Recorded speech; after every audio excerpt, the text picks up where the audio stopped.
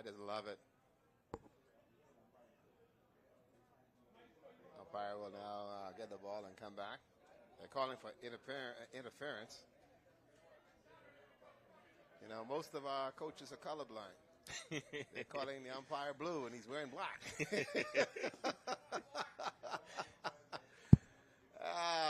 Interference, blue. The umpire said, no, I'm black. Foul back right off the good cut to foul that one off. Stadium. Thought you were going to catch that one, Rick. Yep. I admire these umpires. Ain't no way in the world to go out here in the middle of the stadium wearing a full set of black outfit, wearing shoulder pads, chest pads, shin pads. That's a high ball. It's for the love of baseball. Yep. And the love of Gatorade. You'll have to be drinking Gatorade the entire day. Good that Teddy Speeding has loaded up all the coolers so the umpires can cool off. On the outside. It's going to walk on that one.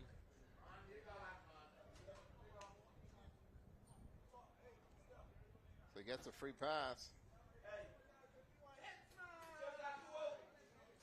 So we got now Shamiko Butler now on first base for Columbus Owls as Mr. Charlton Ferguson now takes steps to the plate. Absolutely.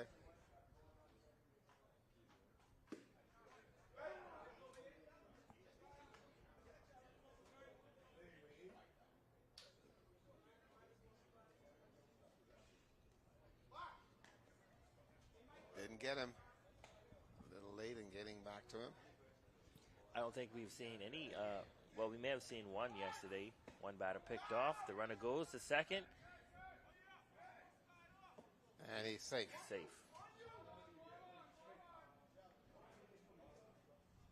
One thing happened right there and there. I want to make a good note that Saunders didn't even check the batter. He just simply went straight to the plate, was not concerned at all. Went at it. Butler has some speed on him. He's the one you want to watch on the base. Yeah, he's got legs though. He can fly. Ferguson now looking for something that he can hit. He actually popped up to right. He's gone again to third base. Will he get him? Oh, by a mile. Out of there. This catcher from Grand Bahama letting them know, don't try it on me. That's it. But what is so unique about it is that the Columbus Owl team has turned around and used this as a upswing. And there he is trying to see if he can get into third base. Oh, there it is. And it's a tag. You know those tags right to the face. He couldn't decide whether he wanted to slide or go in front and face to the bag. And so you can saw that little hesitation there. But, hey, you're sitting on a 6-1 lead.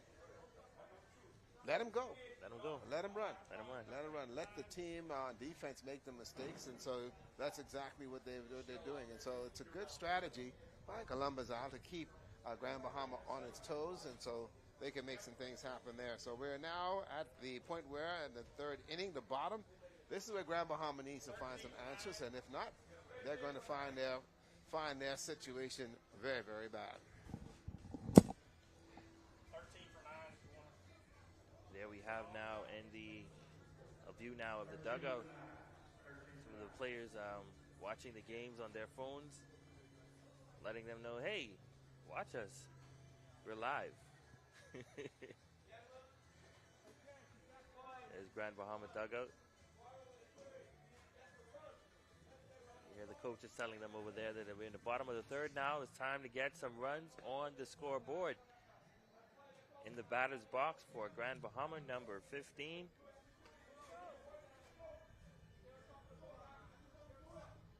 It's Mr. Austin.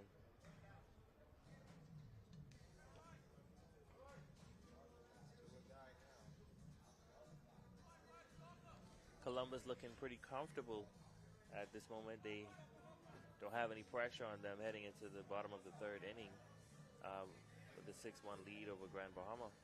And, you know, like we said, Rick, this is where the game is won or lost when you get to that third and that fourth inning, you know.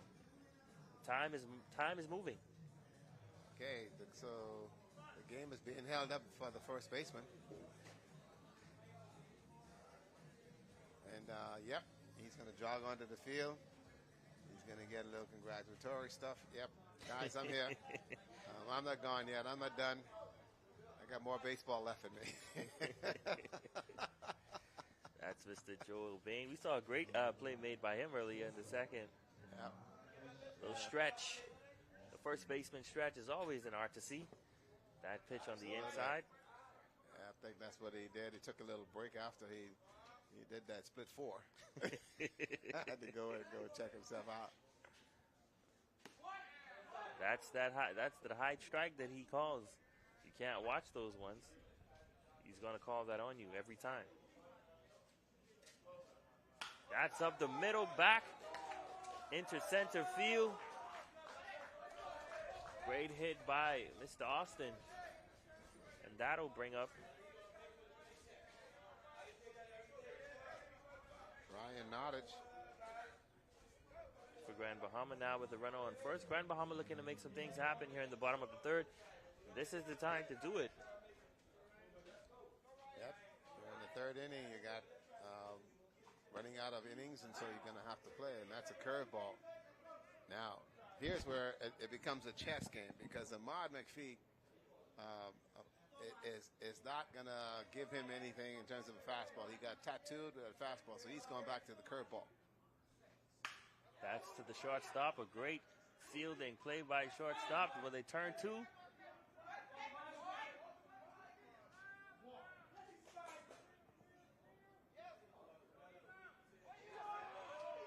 Okay, so he called. Wow. That's going to be a double play. That's a double play. It seems so.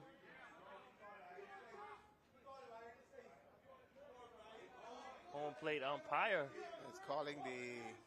I don't see any runners on the field. That means he called them both out. But as you see on that play, his foot seems to be off the bag on that one. Wow. So they're now calling. They're going to call the out at second, and they're also Bimini boy in town, Freeman Roberts. And call the out at. Chumpy challenging that call, trying to figure out what's happening over there. And the next question is the batter a minute ago, and that is Ryan Nottage. They're calling him out also as he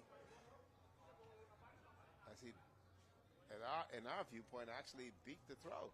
He did beat the throw. But again, we see it. Absolutely. Umpire says they're both out. That's a double for Columbus Isles. A great way to start the bottom of the third inning for them. Pitcher doesn't have to work as hard. That's it, 2 outs.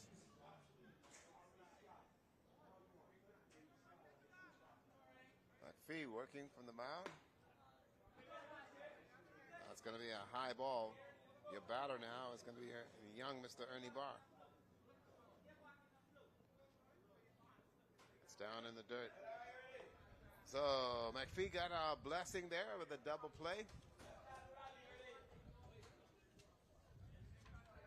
We're still trying to figure out how that double play came into play. But like I say, we don't call them on between the lines. We only call them in the stands. Interestingly, the home plate umpire made the call rather than the second base one. And that one got away, so that's a base on balls.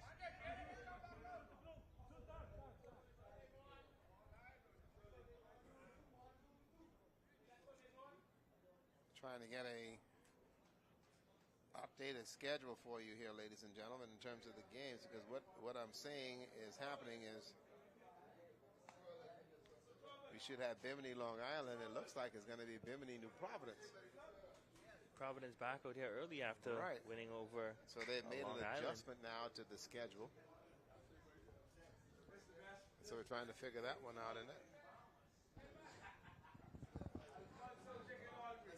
That now brings up Davon Mackey for Grand Bahama. Let's see what happens here.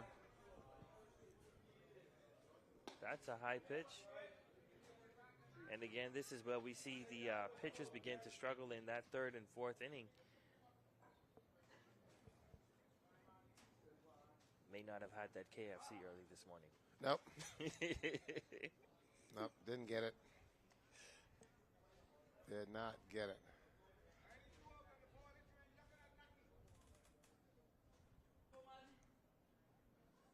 That's going to be high. So right now you're seeing that young Mr. McPhee working here. Seeing if he can get out of this one. He's got 2 outs. He just needs 1. That's that high strike. That's the pitch he likes. You can't take those.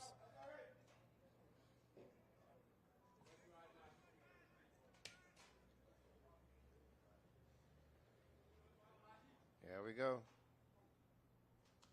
There you go. That one's lifted high into left field. Can he make the catch? And he got it.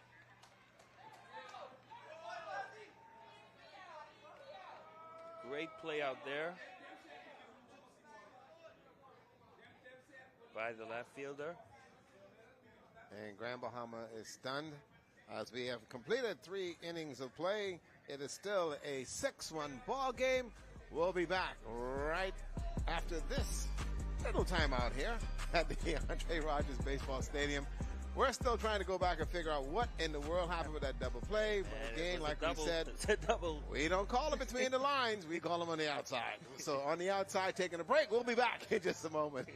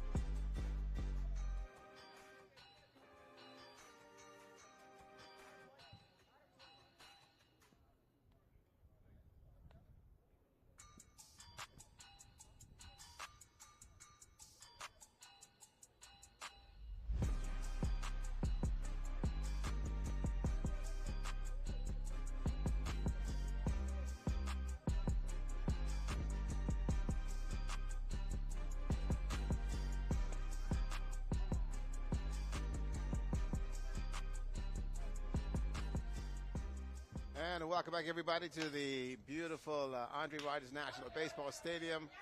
Right now, it's a 6-1 game, and it is Columbus Eye leading Grand Bahama here as we move into the top of the fourth. While you were away, young Mr. Ferguson, who was playing second base, Sharon, grounded out to the shortstop, and he's out. And now he got base hit by Stephen McKenzie out there into right center field, and he's been given a pretty good go-ahead. He's scored twice so far, got a walk, and also scored on an error. And here he is now at the plate. Now we've got Mr. McPhee. This is a pitcher who takes a strike. And he had some issues earlier, but he's looking pretty good as they're sitting on a 6-1 lead here in the top of the fourth inning. Doing the pitching for Grand Bahama is Maestro Saunders. That one got away, and so advancing to second base is going to be young Stephen McKenzie. Remember now, the game is actually 6 innings or 2 hours, whatever comes. This one started at 9:03, and so coming up next is going to be Long Island and Bimini. That's going to be a pretty good game as well. Swing and a miss at that one. Boy, he wanted that one. He wanted that. McPhee.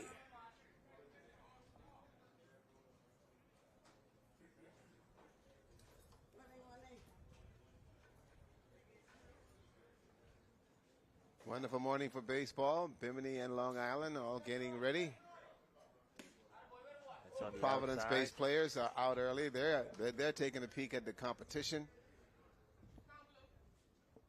Look like they're going to not have to worry about it. They're going to have a day off today.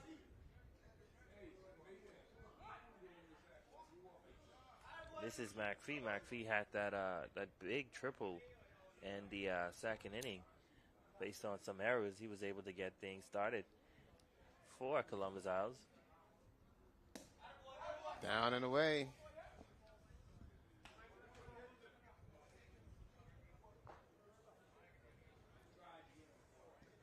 What a conversation. Columbus Isles, 6-1. High. That's going to be a ball. Columbus Isles leading at 6-1 here in the fourth. And looking now to tack on more runs. Maestro hoping to get that curve to curve a little bit more. Get on the inside. That's a big lead by your second base runner. Maestro checking him, saying, hey, I see you. Yep.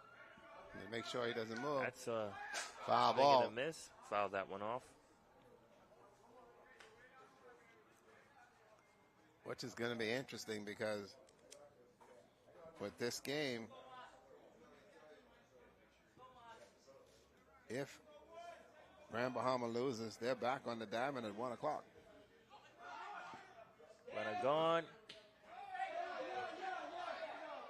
Calls him safe. Well, you know that you can't catch them all.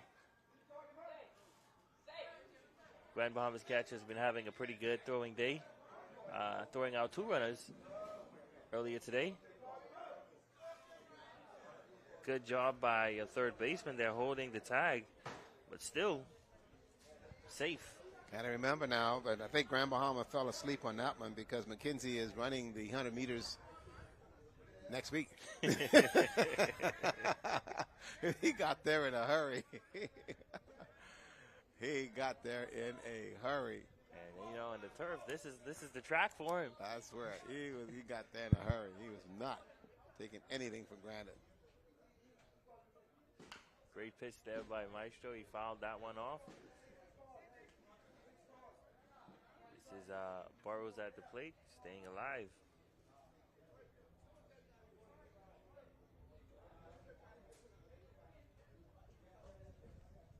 That one is a little bit low for a ball.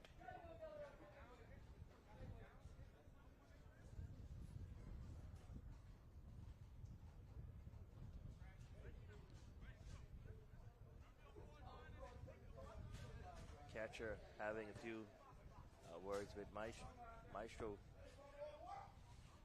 telling him to check the runner.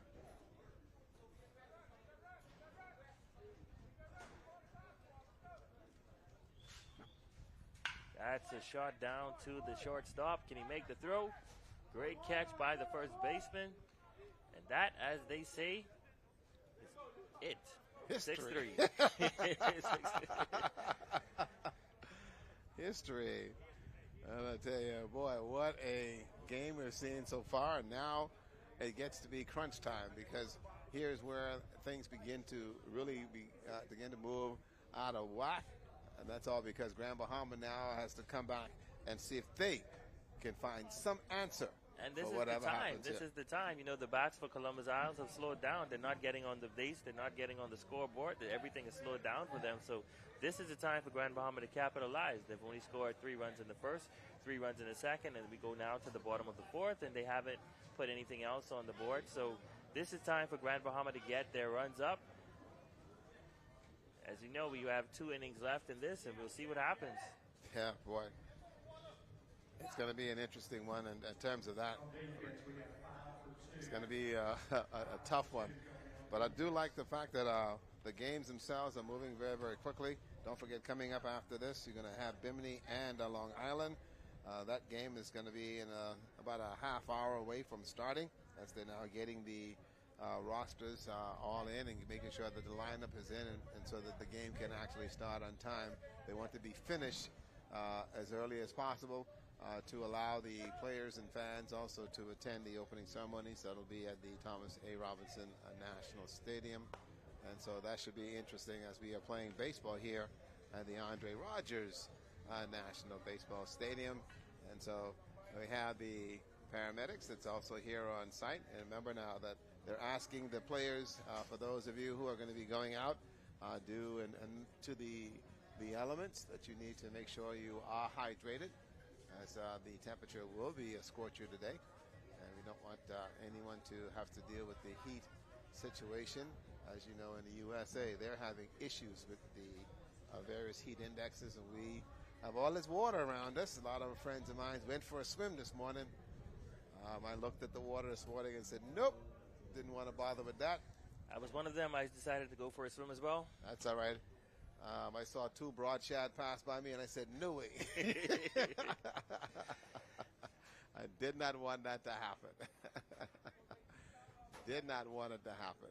Here we go, folks, as we now move to the bottom of the inning, and Grand Bahama trying their best to see if they can stay alive in this thing. And this is Mr. Bethel that now comes to the plate.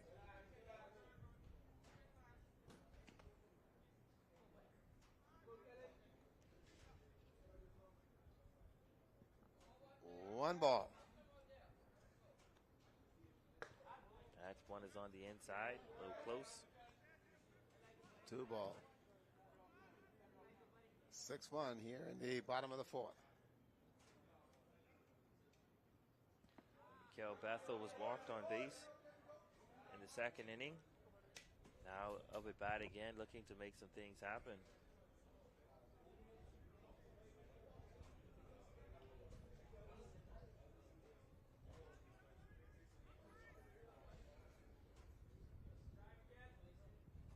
That's the pitch. Right. That's the one you don't want to miss. That's your pitch. It's That's not going to get any better than that. He's not going to see that again. And as a national team player, he has to make some things happen for this team. I'm going to see that too much. Base again. Wow. You need runs.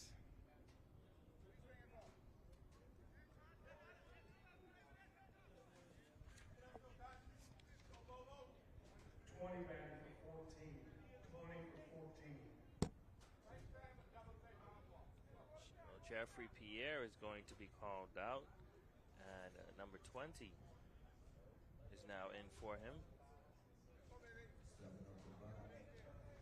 That's not listed on the eligible players for today. That's interesting. Umpires let that one go. There's the throw. Hanging on to the bag. It's a slide. That's Trent. Mikael Bethel there. Yep. For a national team player, that's the ugliest slide we've seen today. Hold on. It was the speed. He's not. It was the speed. Oh, he the was coming speed. with too Okay. much speed. It was All right, the he had speed. to hold on for dear life then. It's going again. You can stand up on that one. There you go. Yep. That's what it is. So he gets down to third base. It's Puts scoring himself position. in scoring position for Grand Bahama, making some things happen. Oh, boy. That's on the inside.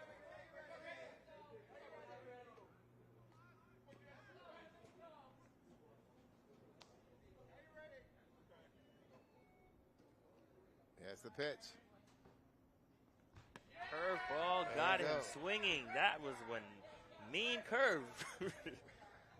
Wasn't expecting that. Yep. I think he was looking for something a little bit faster. Oh, he was way ahead of it. Couldn't do anything with that at all. Brent Burrows.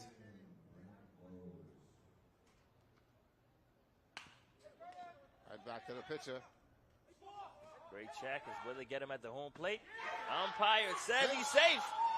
And Bethel scores for Grand Bahama to bring the run now to 2-6 here in the bottom of the fourth inning. Got underneath that one. I tell you, yes, that play. There's the replay. There's a great, well, that's the slide you were talking about. That's it. I forgave him for the ugly slide at second base. He had a good slide at home plate.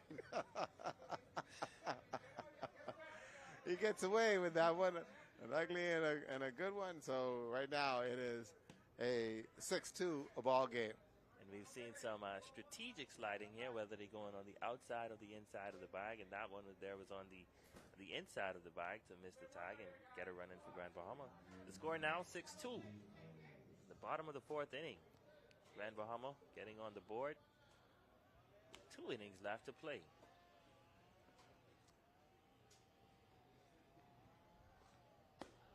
That one's on the outside. Still waiting on our first home run in the tournament. We did see a player from Grand Bahama hit one out the park yesterday. Foul ball, but a line drive over on the left side of the field. I think that was Mr. Brent Burrows. Will we see a replay today? Hoping. The wind blowing in, it's going to be kind of hard today. Getting the wind blowing in, and so that's going to be kind of fun for us to see how that all works out. That's one is in. It's called foul ball.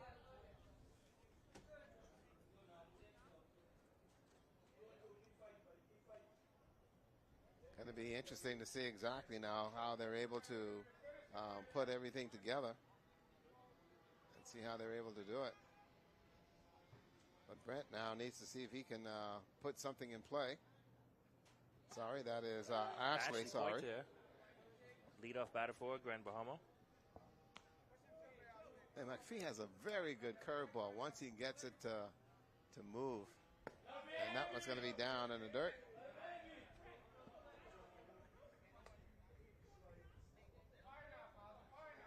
Fantastic play. And a quick word here as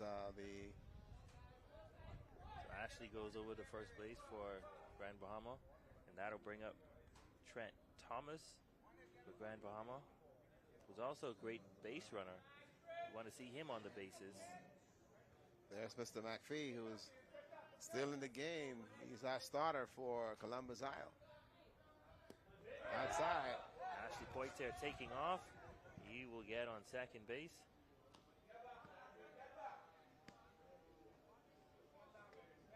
One got away. Also, the first base coach, Alonzo Pratt, came over and had a word with Trent Thomas, who's the DH today. Third base coach telling Ashley to play. Heads up. That one's hit in the gap over to the right side. Third base coach sending Poitier home. Will he make it? That's a great throw. Safe. Grand Bahama scores again off the line drive by Trent Thomas over to the right side.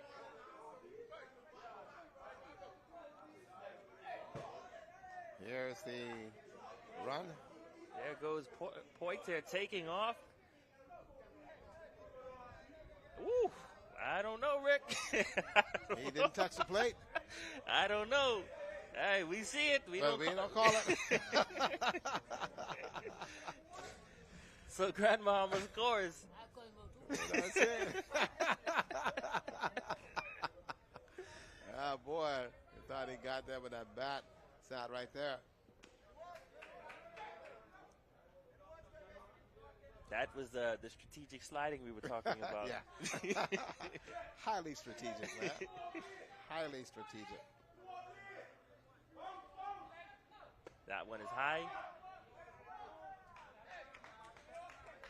Wow. This is a crucial part of our game right now. Sir, bottom of the fourth. Grand Bahama scoring 2 runs. And they're still in this thing with runners on base. And another high pitch.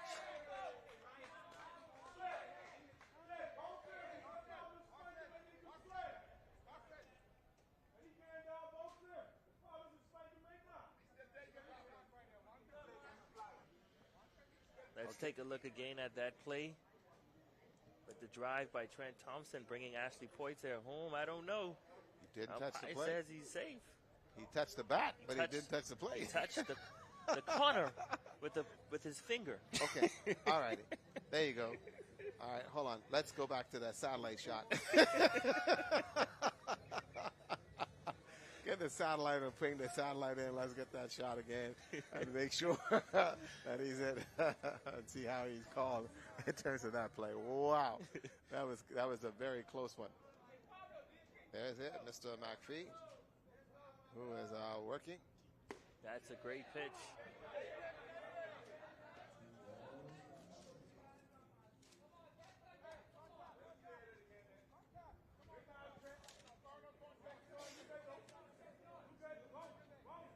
This is Mr. Austin at the plate for Grand Bahama. He swings and the bat goes flying into the dugout over at Columbus Isles. And that bat is out of play. The bat is out of play. That one is out of play. Oddly enough, the third base coach has got to climb up into the overhead in order for the bat to come back out. Orville Saint over there. I didn't believe Orville can still get up there. He looks young. Hey, he looks like he can, but he could. Way to go, Saint. Way to go, Saint. Saint went up there and pulled it down. So Mr. Austin at the plate now for Grand Bahama. Trent Thompson on second base looking to come home. Can Mr. Austin bring in the RBI? Let's see. Here's the pitch. That is going to hit him on the elbow, and he's going to take first base.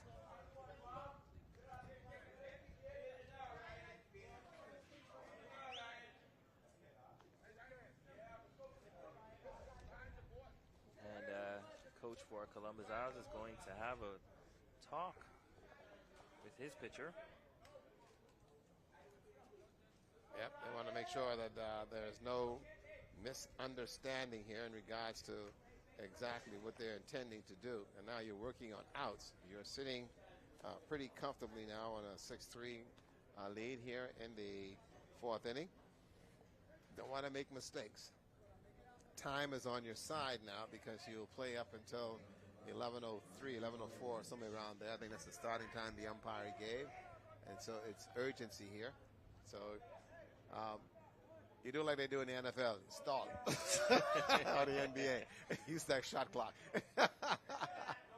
Use the clock. That's a high pitch. You see the pitcher for Columbus Isle now having some challenges on the mound. Got to be careful. Grand Bahama is going to get right back in this thing with 2 runners on base. That's a hit to the third baseman, and he catches it and gets him on the third base bag for the third out. Grand Bahama rally comes to an end with scoring 2 in the bottom of the fourth inning as Columbus Isles still leading things 6-3 heading into the fifth. Let's take a look at that one more time. There's the pitch. Hit to the third baseman, and he just touches the bag to bring Trent Thompson back to the dugout. There you go. The side. Let's take a break, and we'll be back. Your score 6-1 after some 4 innings of play. Grand Bahama in a hole. Columbus Isles on a roll. We'll be back in just a sec here at the beautiful Andre Rogers National Baseball Stadium. There's Columbus Isle. They've got everything under control. We'll be right back, everybody.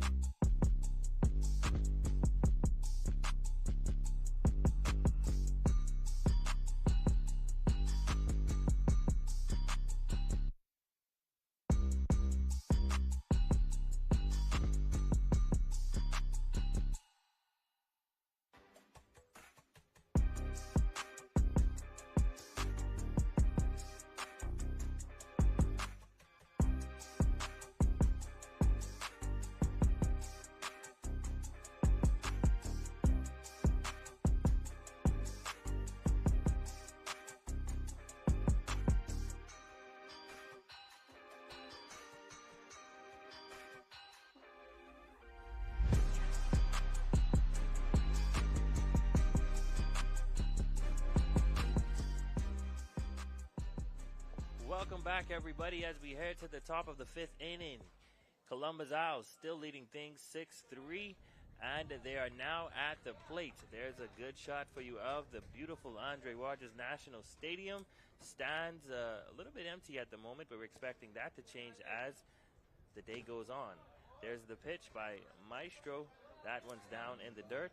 He's been having some challenges throughout this game, and Grand Bahama looking to get back in things. That one is going to be called a strike. I tell you, this is Mr. Brista. Brista at the plate for Columbus Isles, looking to get on the base, and that's a shot back up the middle. And he's going to get on base with that one. It's too quick for Maestro to catch. Yeah, he jumped out of the way. Which is the smartest thing to do as a pitcher. Basically, you don't know how that ball is going to come off the mound, and so you want to make sure that you get out of the way. And so a base hit. That's Maestro working now. See if he can get something here. It's going to go outside as he's now working on the catcher. It's the Joel Bean.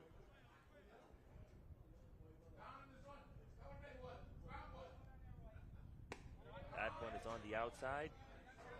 2 balls. Don't forget, ladies and gentlemen, boys and girls, there's 2 more games here at the baseball stadium. It's now 10:41.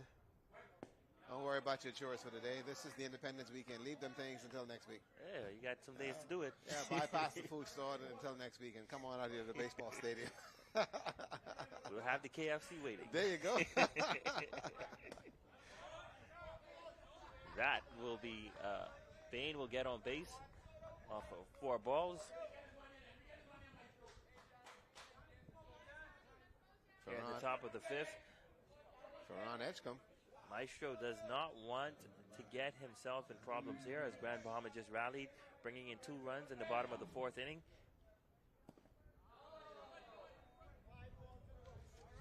I think he has no more gas left in the tank. Well, he's just basically just trying to get by right now, struggling to get that release.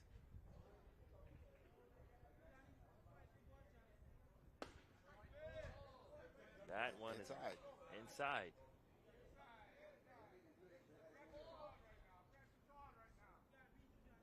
Hitting runners on. That one is down the middle. Call for a strike. Interesting enough that the coaches for Columbus are not even giving signs. That means Let's at least go up there, find something, and hit it. Swing the bat. Go find something and just hit it.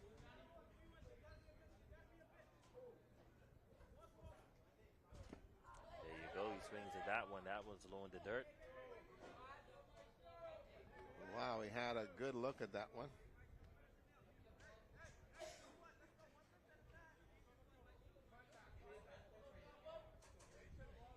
Runners on first and second. That took some little steam off that one. Put Dead it right ball. down the middle. Dead ball. Team's getting loose on Long Island over there and Bimini. Long Island will be playing 3 games now in 2 days. Grand Bahama doing the same. That one is on the inside, a very close one. But he's going to take first base. Bases are now loaded. And this is the problem now for Grand Bahama. After attempting to come back in this bottom of the 4th inning, now have bases loaded, no outs. And Devontae Brown will now come up.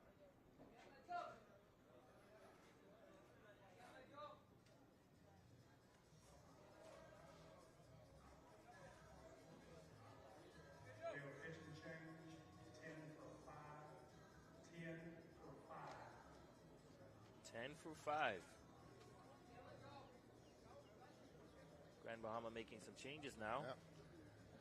As I said, Maestro appears to have nothing left in the tank. They're going to bring in a new pitcher. That'll be number 10. I haven't registered on this is the second one. They brought in and to go from there.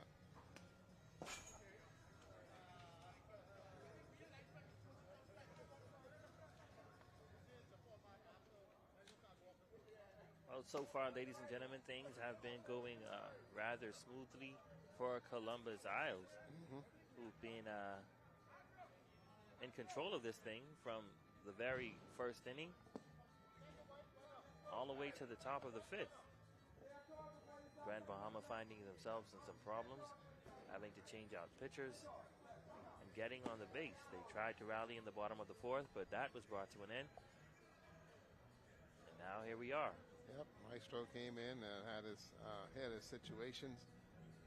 But again, the damage was done early in this game as Bethel and the defense unable to do much.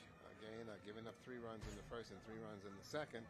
And oddly enough, 2 hits in the first, no hits in the second, but they end up still scoring those 3 runs, which is uniquely important when you come to these tournaments, that you got to take advantage of whatever you can in order for you to be able to stay in the tournament. So this also puts Grand Bahama in a unique scenario because they'll have to come back after about a 2-hour rest and play again. And you've already now gone through 3 pitchers.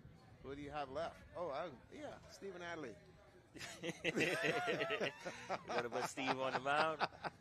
That'll be a game to watch. That will be a game to watch.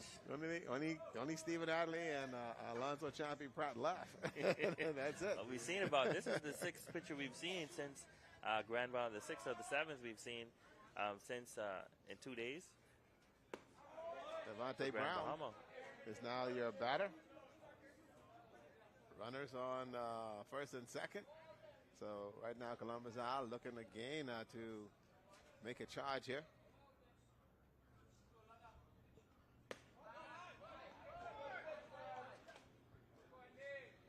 One of the umpires said, "This has got to be the Bahamas." And I said, "Yes, sir. We don't follow rules." Put your numbers down and your players. That's a strike. And nope. Still turning in lineups with players that are not on your lineup and still putting into the game. Nope, we don't follow rules. And it was the coach from Grand Bahama who said yesterday, hey, the numbers are only for the scouts. And for the scorers. Use names, Grand Bahama. No, I'm with the umpires that are here primarily because some of these names he would have a lot of problems with in terms of calling. in that regard. So numbers would have been is a lot easier for the umpires when they do call the actual switches and substitutes. That one is high. Catcher jumping for that one. There you go. Devontae still in there.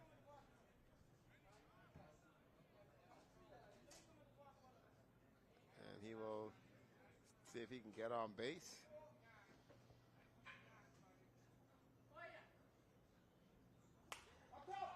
Off the fist. Right off the fist, and that'll drop. Foul ball. Still 3-2. Top of the fifth inning. 6-3 in favor of Columbus Isles. Bimini, Long Island will follow right after this. They're getting loose. They'll get about a 5 or 10 minute to get on the field, and then it's time to play ball.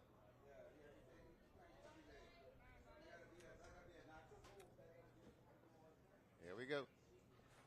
That's outside. Walked him.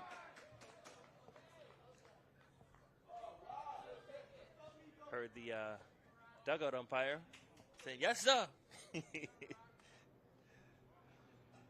Absolutely.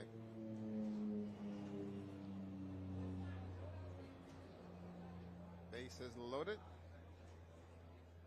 Bahamas Air flying over the stadium, making their appearance at this Waiting for Independence Grand weekend. Bahama to go home.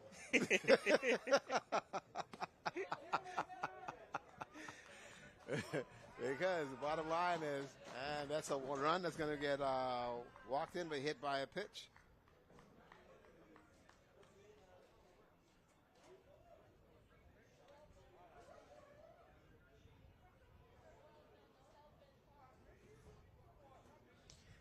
Certainly don't want to help Columbus Isles, not in the top of the fifth inning as the score now moves to 8. They're now up by 5. No. I had to send a message to the captain, tell Bahamas there, hold on, Grand Bahama got one more game. They got to play. one more game to go. Hold that plane. Hold that plane. Hold that plane. No seating arrangements just yet.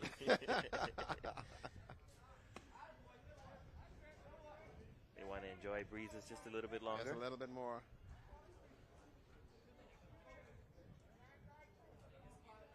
Just the numbers. There's the pitch.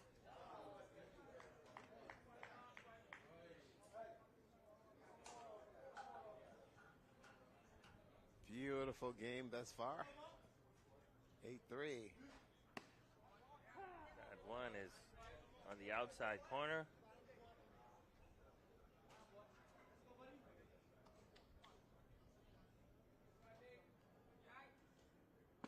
Swing and a miss.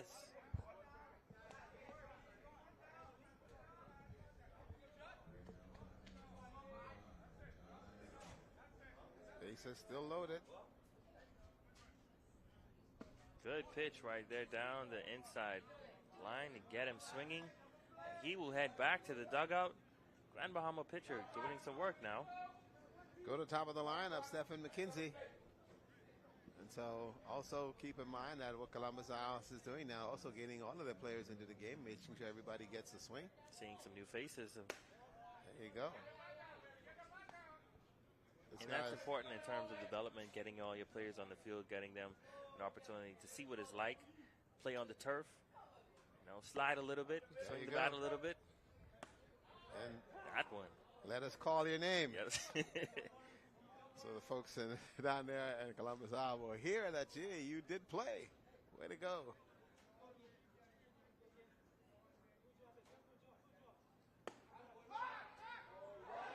That is an awful throw over to third base, and a run will score on that. First base will try to get the runner on third, and he's everyone's safe. We haven't seen much throws like that from this catcher. He's been up on point. Threw that one all the way into left field. Now,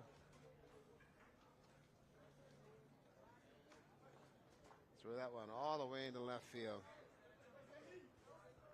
Run will also score on the play. 9-3, top of the fifth. Well, you can't catch them all. He caught some earlier. That's it.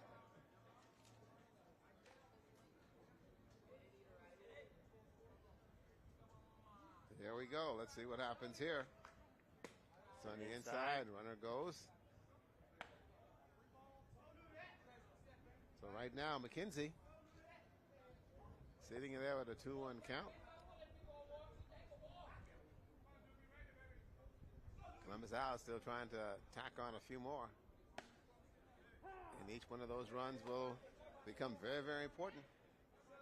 Once they play this game, that's it for them for the day, and they can go and take a little break. Perhaps go for a swim. There you go. That one hit over the third baseman's head into left field. 1 run scored. Here is the throw that comes in. RBI.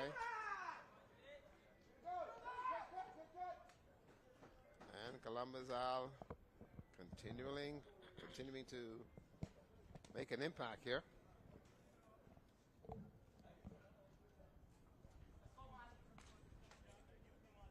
McPhee, this is your pitcher. Great bunt down to the right side. The pitcher goes after it. Will he get him? And he's called out. There you go. So that's an out there. Great attempt there. 2, but again, another run scores. Like they say, while you were watching. Who was scoring? While you were watching, that's it. 2 outs.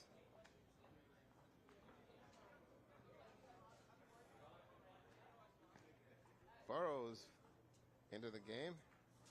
Perez to the plate. Hit to center field. Center field. And he makes the play. So there you have it.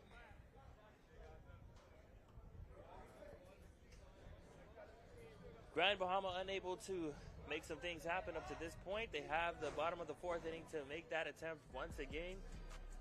As the score now moves to 11-3. We got to take a break, and then when we come back, Grand Bahama, see if they can get out of this backhoe that they're using to dig this hole. I doubt it, but Bahamas there will at least wait until the next game for them to go home. We'll take a break, folks. Only kidding. Only kidding, Grand Bahama. Hey, you're from Grand Bahama, you know? We'll be right back. I gotta go home, eh? We'll be back, everybody, in just a moment.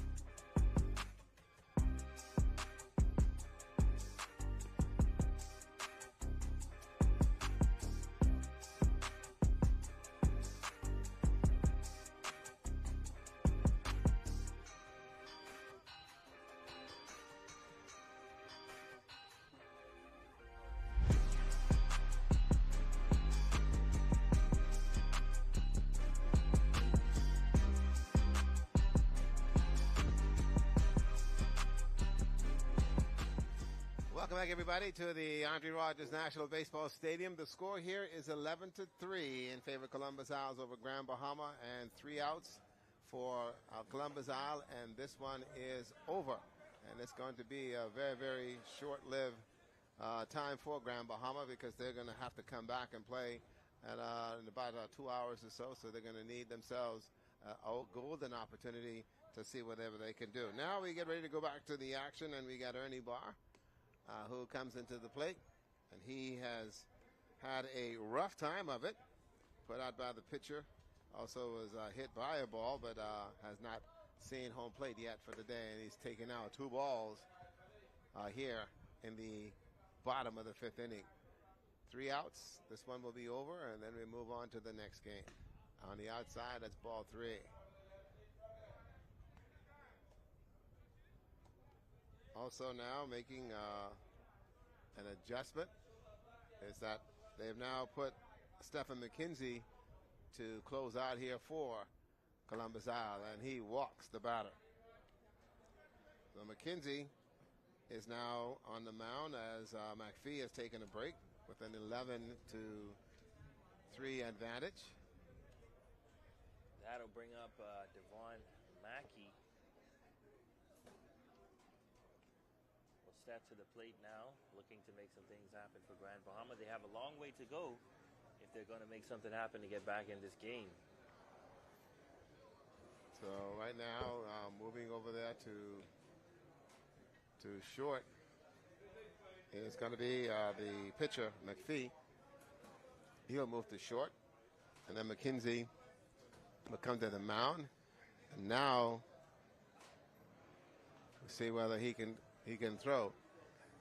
And I think what happened was, though, I want you to take a note of this. Stephen McKenzie came to the mound wearing shades. Yeah. The pitch. Can't see the box, can't see the batter, can't see the plate. so he ends up giving a walk away. And so now he turns around and said, okay, I understand. Yeah. So they now take it off. And smartly enough, going over was McPhee. So listen, man, you need to take that off. Let's go. You got to be able to see the plate. I heard something yesterday from the person standing in the bleachers. They said, if you look as good as you feel, you look good. Got to look the part, eh? Got to look the part. Yeah, we got to look the part. And that's a very, very important avenue, is to look the part and make sure that you are doing okay in terms of that. So now waiting for some changes. As far as the defense, catcher went in, and I think they're making some changes there accordingly. Okay, yeah, equipment changes. They had a helmet issue. So the catcher now has gained a helmet, face mask, so he will now go back behind the plate.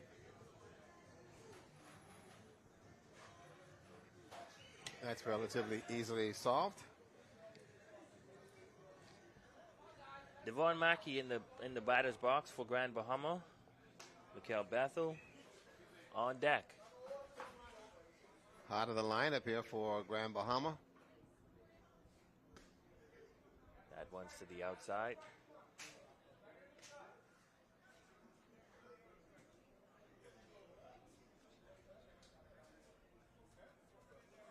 Can they make a miracle happen? This is a long way to go to get back in this game.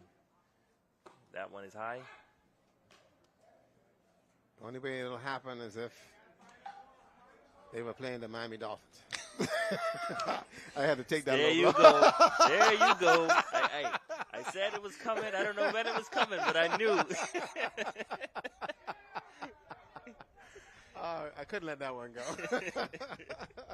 Stolen base there for the young runner and Ernie Barr. The only team will give up those kinds of points on a spread. Forgive me, Bahamas, forgive me. I don't know. You're going to need security to walk out here. Absolutely. Absolutely. I'm glad I got the medic on the side of me. I'm going to play like I'm sick, and I'm going to get out of here. Devon swinging at that one and missing. Now at the bottom of the 5th inning here. The Andre Rogers National Baseball Stadium. That one getting away from him. Still trying to make something happen there. Your pitcher is Stephen McKenzie. There's your stretcher. Yeah, they brought the stretcher for me, folks. I made that one comment. They're going to lift me out of here in a little bit. There you go. And McKenzie will take the base on 4 balls. There you go. And very quickly, They're going to make another change here defensively for Columbus Isle. I think they're going to call in the left fielder, who may look to close out this one.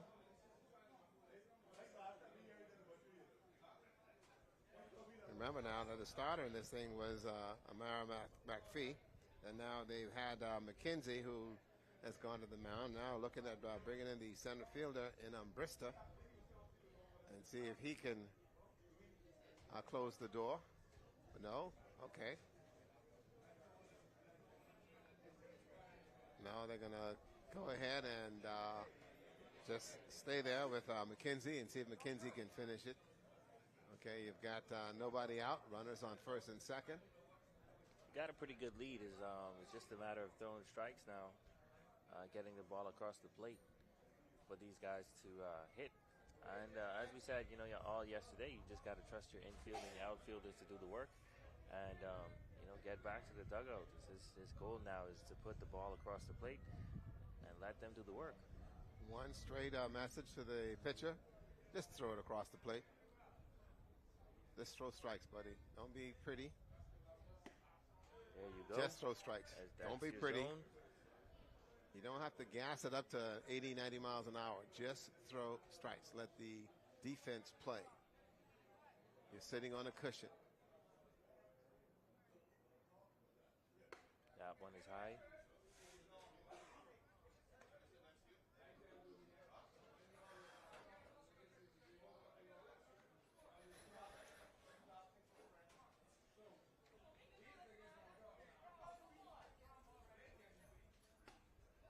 That one high on the inside.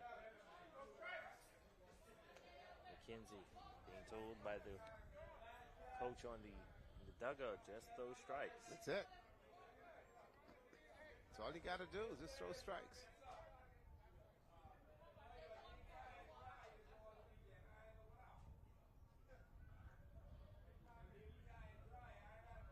That one is high as well. Yep. There you can tell from his mannerism, he's a little frustrated. Yeah, he's a little frustrated. Okay. This is where you dig deep. I think what they need to do is the shortstop needs to go over and tell him straight and plain, listen, man, Wendy's and McDonald's down the street. Let's go. We got Lunch. that one across the plate. That's it. Lunch over there to Government High. We can pick up something. We can get off this field, get out of the heat. We can go back to the village, get in the air condition, take a shower, relax, and get ready for the opening ceremonies later on this afternoon. That's down the third. So now he walks. Another batter, and he walks over to. I think that's going to do it for him. Bases loaded.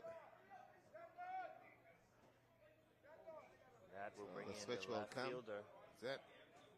Will now come out. He's disappointed. He's walking off with his head held down.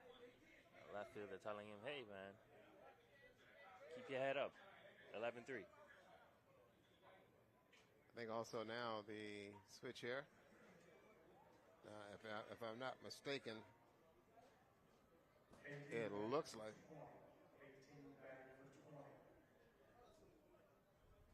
like now the first baseman, Bain, is now going to get the ball. Yep. Joel Bain. Yeah, he's going to now get the ball. They'll turn around and now move McKenzie over to first base. They'll make the substitute. New pitcher is number 17, new pitcher. So bases loaded. You take a look at how this game has been going from start to finish. You had Columbus House coming out, swinging the bats very early, getting 3 runs in the first inning, and then putting on another 3 in the top of the second inning, going scoreless in the third and the fourth, and then in the top of the fifth inning, getting 5 runs scored, and now bringing that score to 11-3. Grand Bahama finding themselves in problems in the first, second, and third innings of this game, only scoring 1 in the first inning, and that run was the only run score for them in that inning, and then bringing in 2 in the fourth. And so now they're in a bit of a debacle here. And we'll see how they're going to get out of this one. Okay, we're ready to play.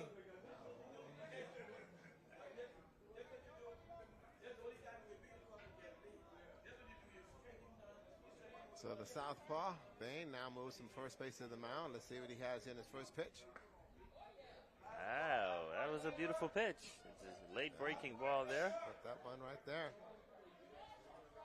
Bases loaded, folks. Bottom of the fifth inning. That one on the outside. Outside. Count 1-1.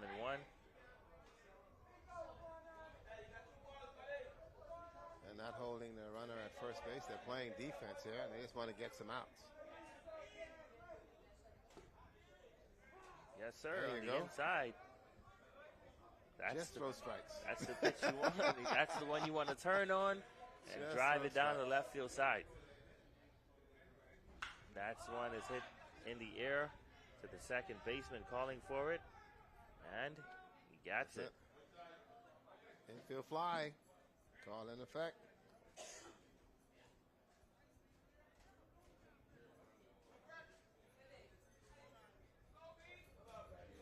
Brent Burrows now will step into the batter's box.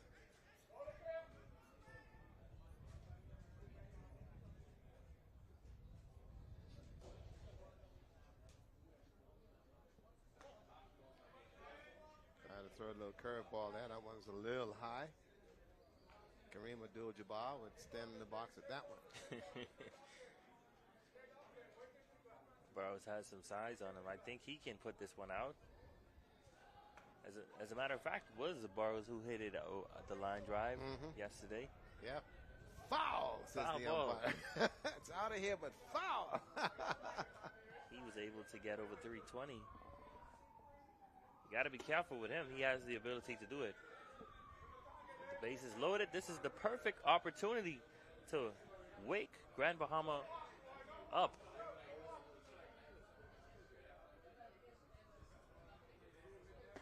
That's a swing and a miss. Boy, he was trying to hit that one. He was out to late on center that field. one. Oh boy, he took a monster of a swing there.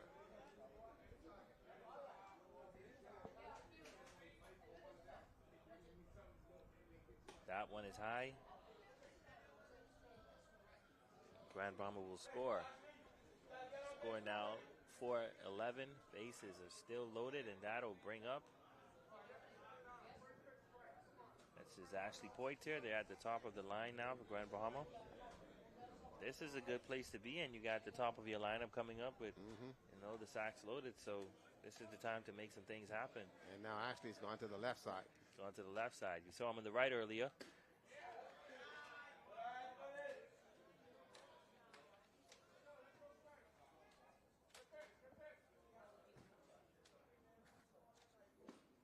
Right. That is a nice pitch down the middle. Right, straight down a highway, east-west highway. There you go.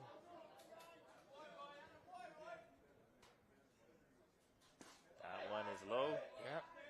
Looked like he wanted to swing at that one, but decided to hold the bat.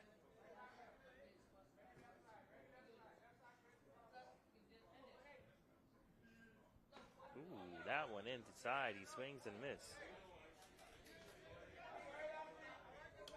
That was a nice pitch. He just groomed it in there. Ashley's looking fastball. That was a slow ball. He was ready to jump all over that one. Wanted that one like crazy, man.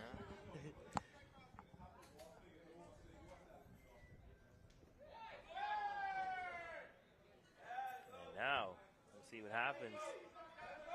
Poit's Okay. there. Hit We'll go by a over to pitch. first base. Grand Bahama will score again. The base is loaded for Mr. Trent Thomas. The DH for Grand Bahama was also a pretty good batter. So this is a great opportunity for Grand Bahama here. And also an opportunity here for the catcher to hydrate. This is one of the concerns that they were having. That's why we have the medical team here to ensure that the players do get enough fluid in their bodies. And so they're here on site. It's good to have them here to make sure that our athletes are taken care of in case anything happens. Again, the weather a concern. And that's a strike. Smart move there for the catcher. Getting some liquid in his body. Yeah. Losing a lot of fluid. We're losing it here, and we're in the shade.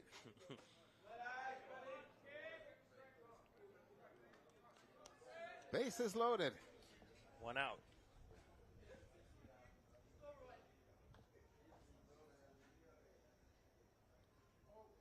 Ooh, that is a mean curve, but that is a beautiful play here. And he's called out. He's called out. Mikel Bethel looking to steal the home plate. And we talked about that earlier, so we saw. But he called him out on that one. Third place umpire, coach sending him and telling him go. Tried to bring him home and try to make something happen. They were watching though. Absolutely.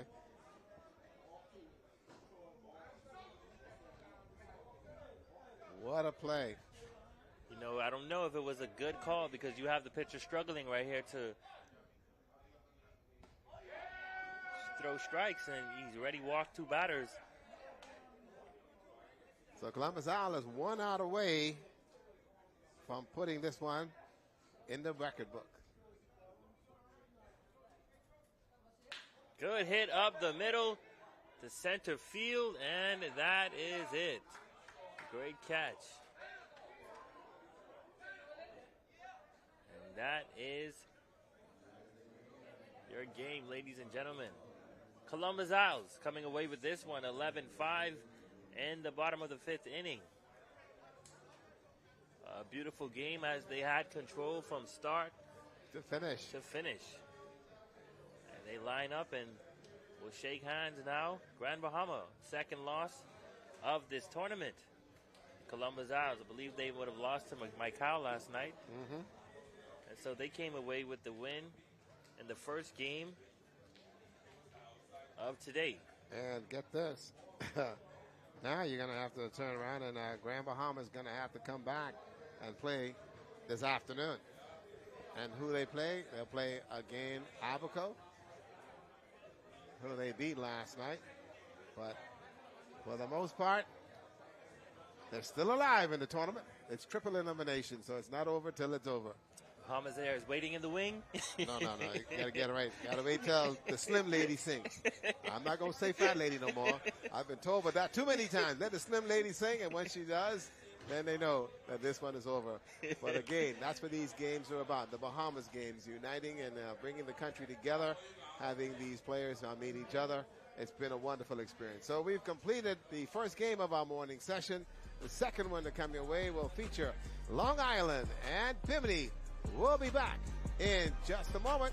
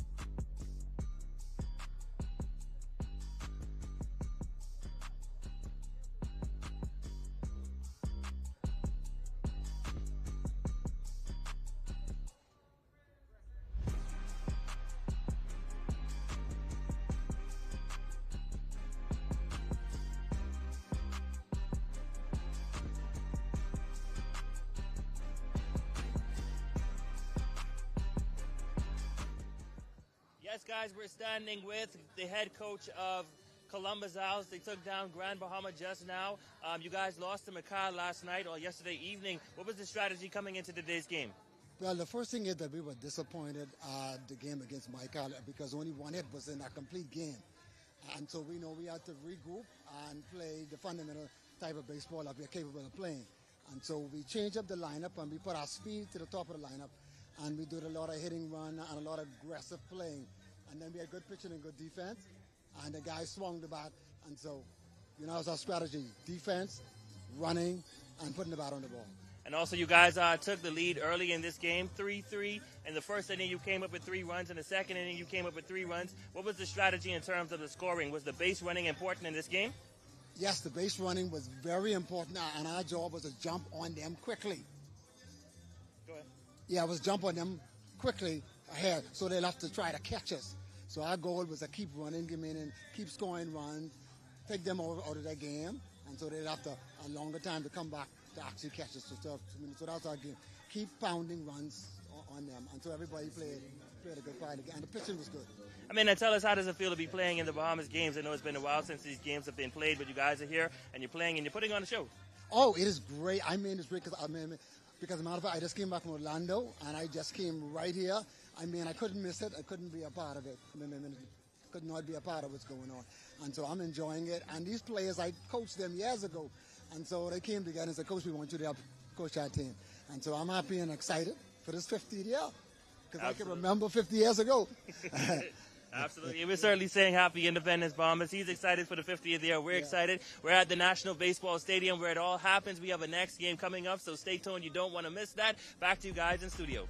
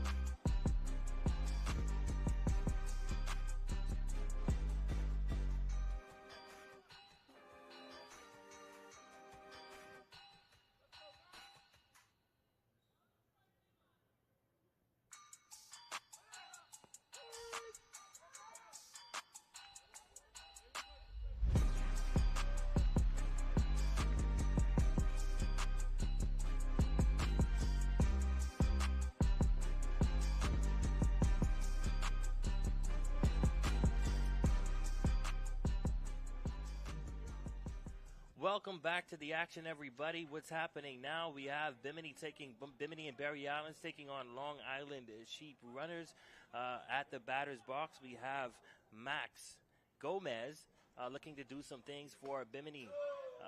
Earlier we saw that Layden Walker was walked on base, and now he's at second. And pitching for Long Island is Preston Cartwright, looking to make some things happen now, as we see on the plate. That one is shot up the middle, over the center fielder's head, and runners are now putting on their track and field shoes, and he's going for the inside the park home run. Will he get it? Yes, he does. That's the first inside the park home run that we've seen since this tournament began. That was by Max Gomez of Bimini and Barry Islands, getting that one over the center fielder's head. Amazing hit to bring in 2 runs.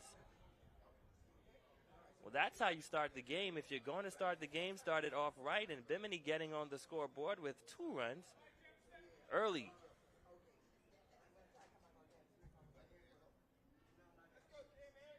Long Island Sheep Runners are a little bit disappointed in that one, but it is what it is. It happens. It's baseball. That one on the inside for strike.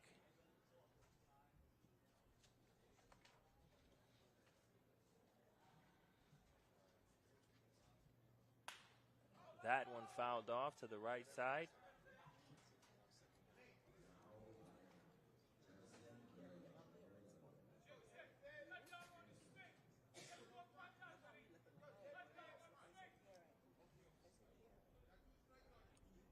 Jamison Miller at the plate for Bimini and Barry Islands.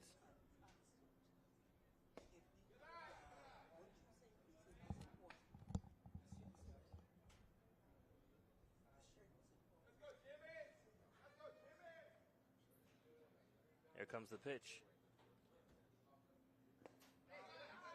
That one is low on the inside. Doesn't like that pitch. He's letting that one go.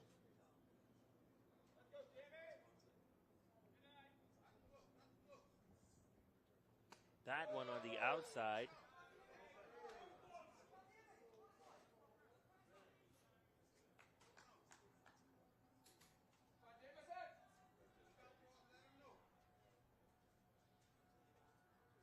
Here comes the pitch. That one is hit over to the third baseman. Can he make the throw? Yes, he got him on the throw. 1 out. Long Island Sheep Runners now playing for 2. After we just had an inside the park home run by Max Gomez to bring in the first 2 runs for Bimini and Barry Islands.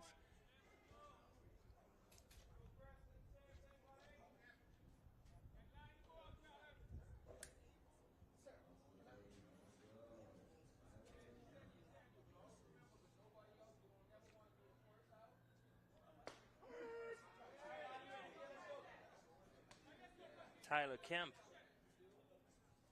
at the plate now for Bimini and Barry Islands. In the batter's box, we have Terrell Outen, and he will be followed by Antoine Garrison. Long Island Sheep Runners now playing for 2, hoping to get out of this inning quickly. Those 2 runs, that one hit over to third baseman. Is it? Umpire says it's fair ball, and a bad throw over to first, and he will take 2 on that one.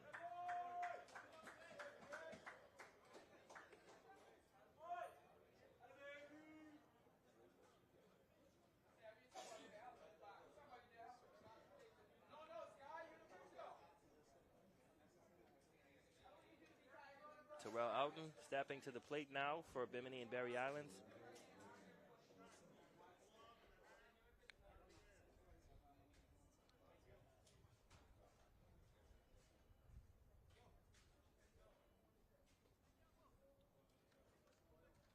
And that is the way games like to be started by teams.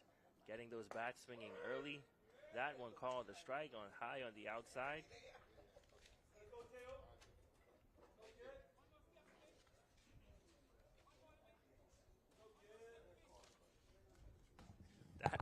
outside again.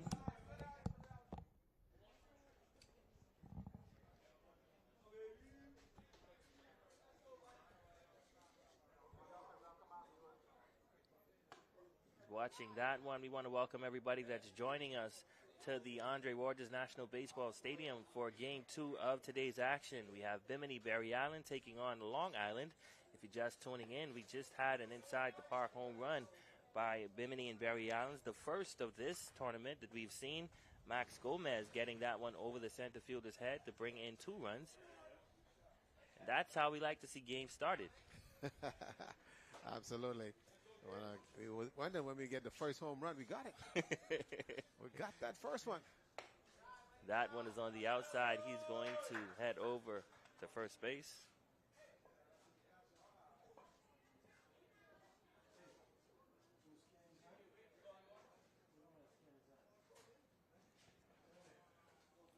Wonderful morning, too. You notice that the sun's beginning to heat up a little bit out here. Just a little. Just a little.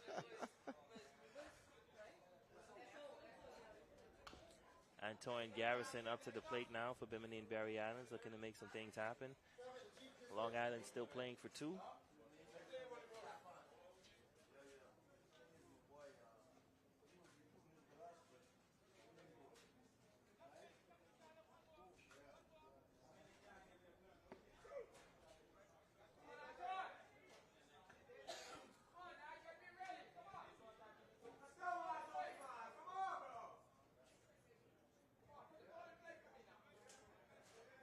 Chance from the persons in the stand saying put the ball in play. He swings and a miss on that one.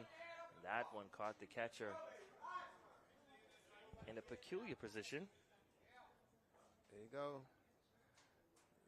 Always wanted to be a baritone. Sing high, sing low. That's one of the reasons why catchers are born. You don't develop them. They're born to be out there because the pounding that they take behind the plate, blocking the plate up. Then the knees have become another issue with catchers. Some of the guys I know who I play baseball with that catch, I got to give them a ride. Can't even get in the car. That's how hard it's been in more ways than one. For the love of the game.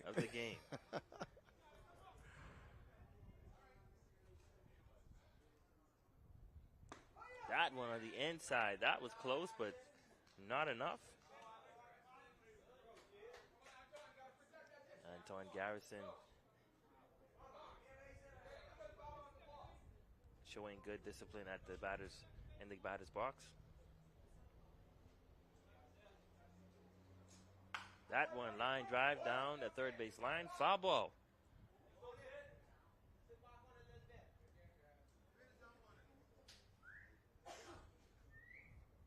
Seeing how this is all turned out for Bimini and also for Long Island, playing in the middle of the day, which is an interesting process. At least they get a chance to come out and make it happen here, and they're looking fastball.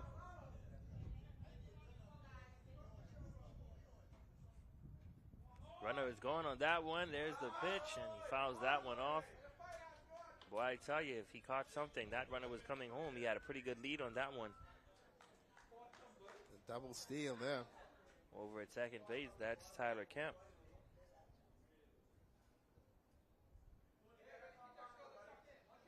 He's been on second base after getting a double.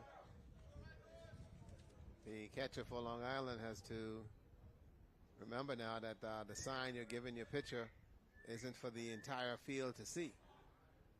He's just showing that fastball outside, and you got to protect it. Garrison staying alive in the box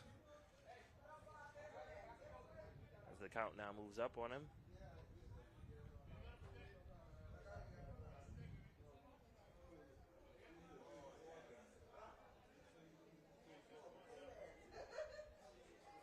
Hit and run still on.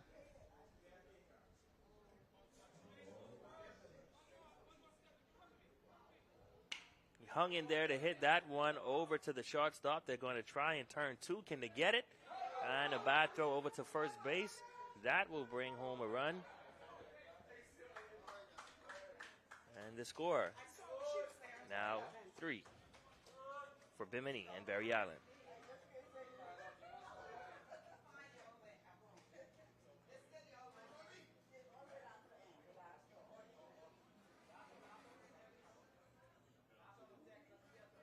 Little communications there by the pitcher and third base in terms of what they want to do with this pitch.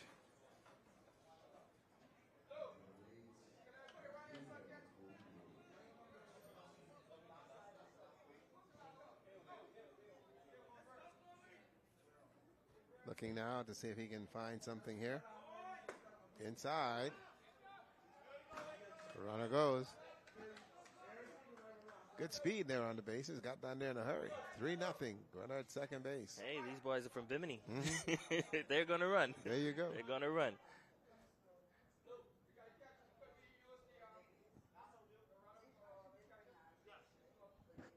As a pinch hitter coming in for the catcher to make sure the game isn't held up.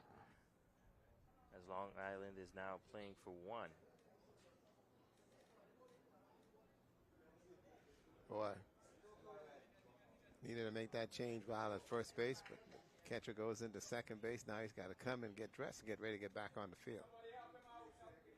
Well, hopefully Kobe Roll gives him some time in the box. We'll see what he does. And the runner is gone. The throw over to third. It's high. Bad throw. And the third base coach tells him, stay. There you go.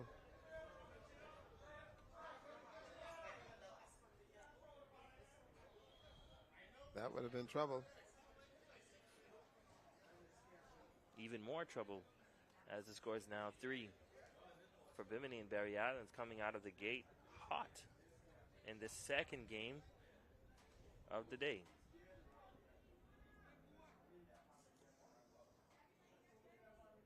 Gotta love the game. Swing and a miss. That was a big swing.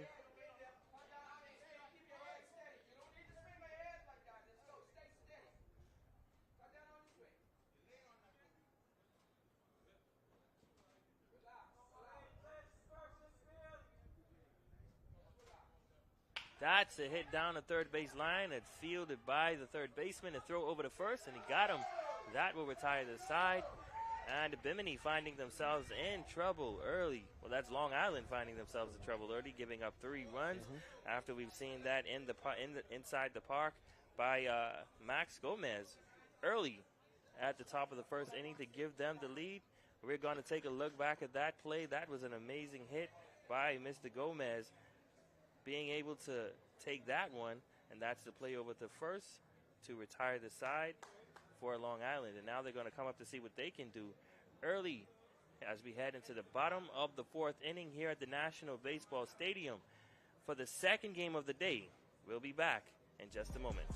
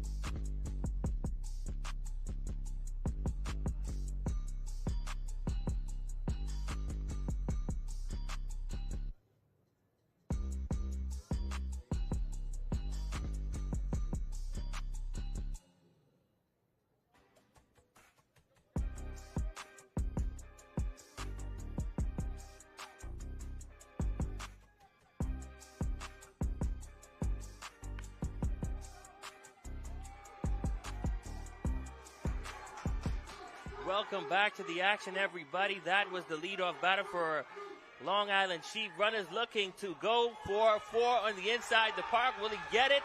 Yes, he does, and that's how you start things off for Long Island at the top of the lineup. Isaac Fox turning on a fastball to get it over the center fielder's head or left fielder's head, and to score the run for Long Island, getting on the board early, waking up the entire dugout. That's what you want to see. That's how the games should be started. You don't come out and wait on the pitch. It looks good. Take it out of here. Second home run of the tournament. Bimini hit one, and now you get another one here from Long Island. Wow, here we go, folks. Here's the speed on the bases. The ball is now gone all the way to the fence. Here he is on second. All his way to third. Make sure touching all the bases. And he'll slide in the home plate, and he's safe. There you go. And Isaac talk Fox about bringing it home for Long Island. Celebration. Absolutely. That's how I like to see games started. There you go. No. That went down. And everybody's alive now. Everybody woke now. If you're sleeping, you're awake now. That's it. It's over and done with.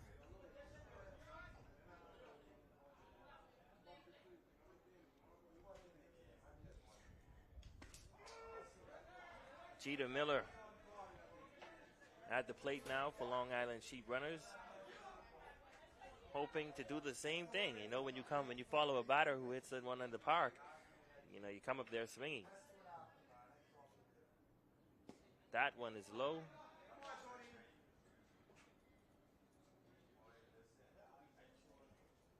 He's been having a pretty good series so far.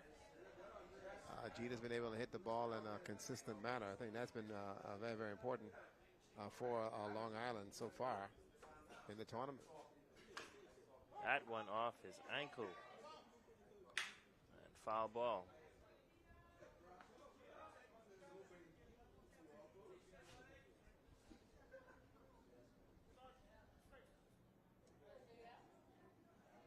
Sky Hano on the mound for Bimini and Berry Islands.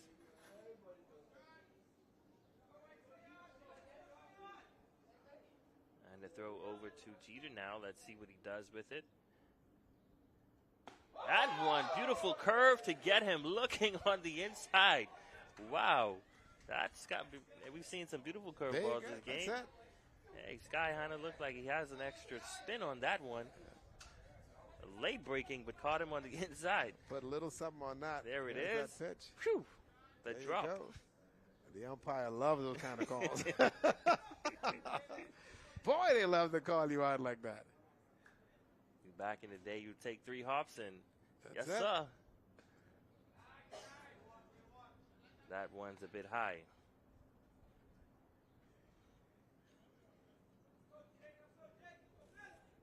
Jaden Cartwright.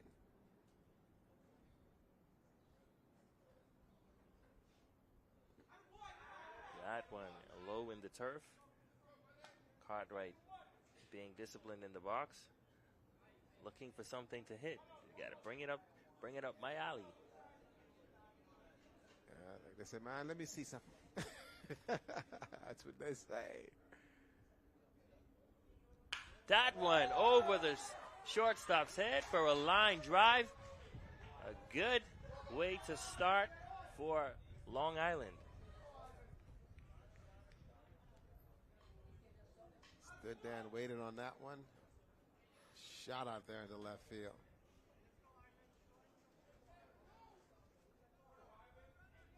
Ivan Wells now steps into the batter's box. I think we're going to see a pretty good hitting game here, Rick. It's Absolutely. not going to be a slow-paced game. Both teams coming out early, getting those bats to work, and getting those runners on base. If you're just tuning in, we've seen 2 in the park home runs from both sides. One coming in from Max Gomez, the first of this tournament, getting one over the left fielder's head early in the first. And the second coming in from Isaac Fox of Long Island Sheep runners to bring in their first run in the bottom of the first inning. Here goes the pitch, and a swing and a miss. That one was pretty high there. Very, very high ball.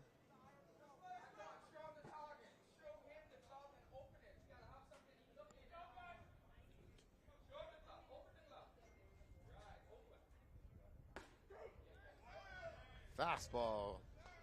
Bell tie. Did he call that a strike? Yep, that's a strike. Oh, wow. Yep, that's a strike. Count now 2-2. There you go. Well, sitting there.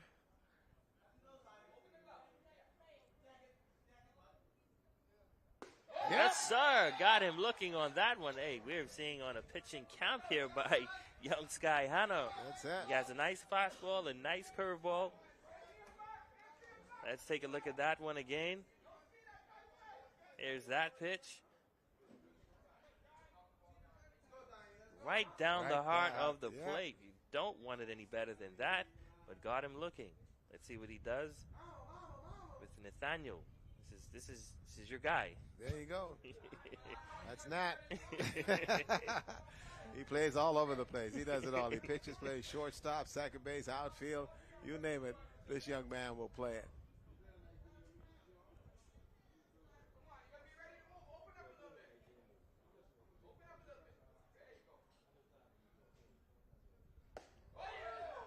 Young Sky Hana is just putting on a camp from the mound. Looks like the umpire is liking it as well. Mm-hmm. He's enjoying himself behind the plate. 1-1 is your count.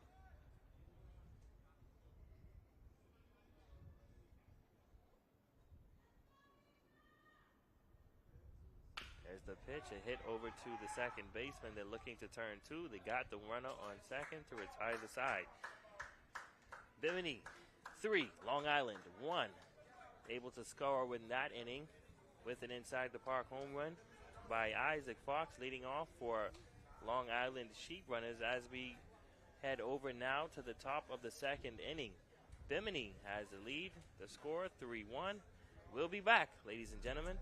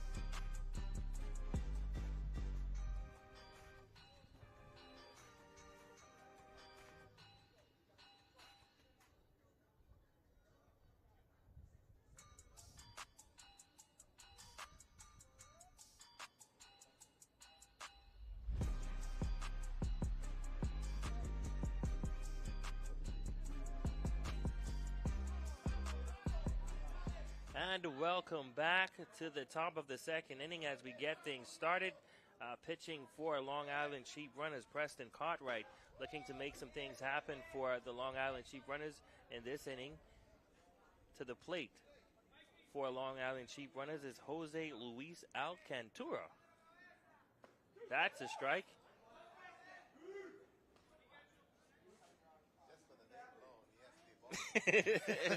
Sounds like a baseball name. There you go.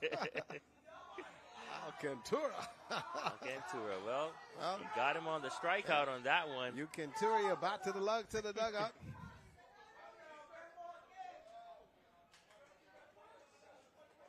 Stepping to the plate now is the pitcher for Bimini Berry Islands, young Sky Hanna, who's been putting on a pitching display thus far.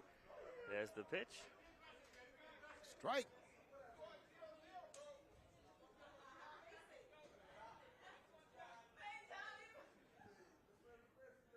That's the next one. Drive over the first baseman's head. Sky Hanna putting on the wheels. He's going to be held up at first base for a single. Now to the top of the lineup, Caden Walker stepping to the plate now for Bimini and Berry Islands. Now with a run on first base. That's ironic. Pitcher, Kings pitcher, just slap it in the right field. You just gotta love it.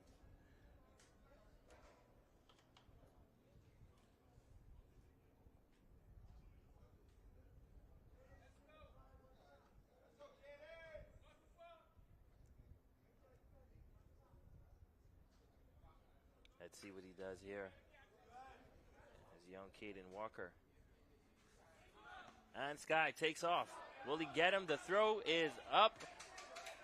But he's going to... The coach is frustrated that he was not paying attention, telling him to come. A missed opportunity there. Sky says, I'm good. No. I'm good. No, I'm good. I got to go pitch. I need my legs to pitch. I'll take what the game gives me.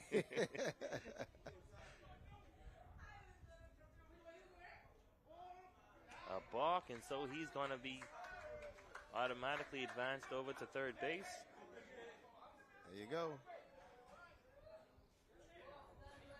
Like I said, I'm going to take what the game gives me. And got a balk, and he still gets to third base in scoring position here.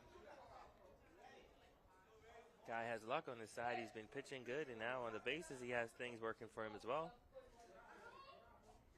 Caden Walker getting out of the way of that one. Got to drop the bat, that's for sure. We've seen a couple of those. The ball come off the bat. They count as a strike. Count as a strike. Get out the way. There you go. Get out the way. Swing and a miss on that one. We've been seeing some pretty good pitching from young Preston Cartwright from the Long Island Sheep Runners. Putting the ball into play. That is a shot up to left field, a fly ball, and the left fielder is calling for it. And he gets it. Third base coach was trying to get him to come to tag up, but to come off the bag. Let me tell you, Isaac young Mr. Hanna ain't moving. You're going to have to push him off that third base bag. He's not, no. He says there's a clock well over 80 degrees out here. He is not moving. He's saving all his energy, but he knows he's on the mound at the bottom of the inning.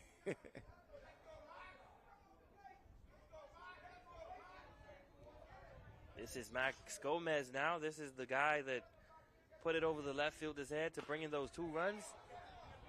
And now he hits a bobbler over to third base. Will they get him?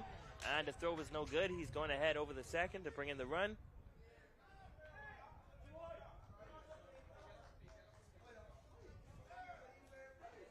Two for two. That's his second RBI for the day.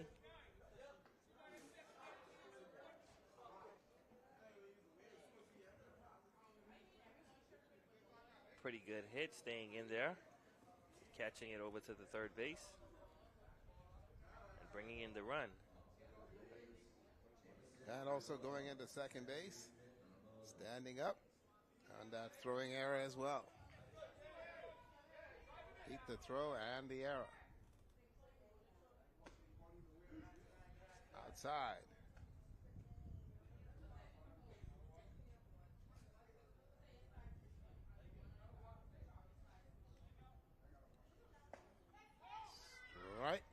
Madison Miller to the plate for Bimini and Barry Islands. 1-1.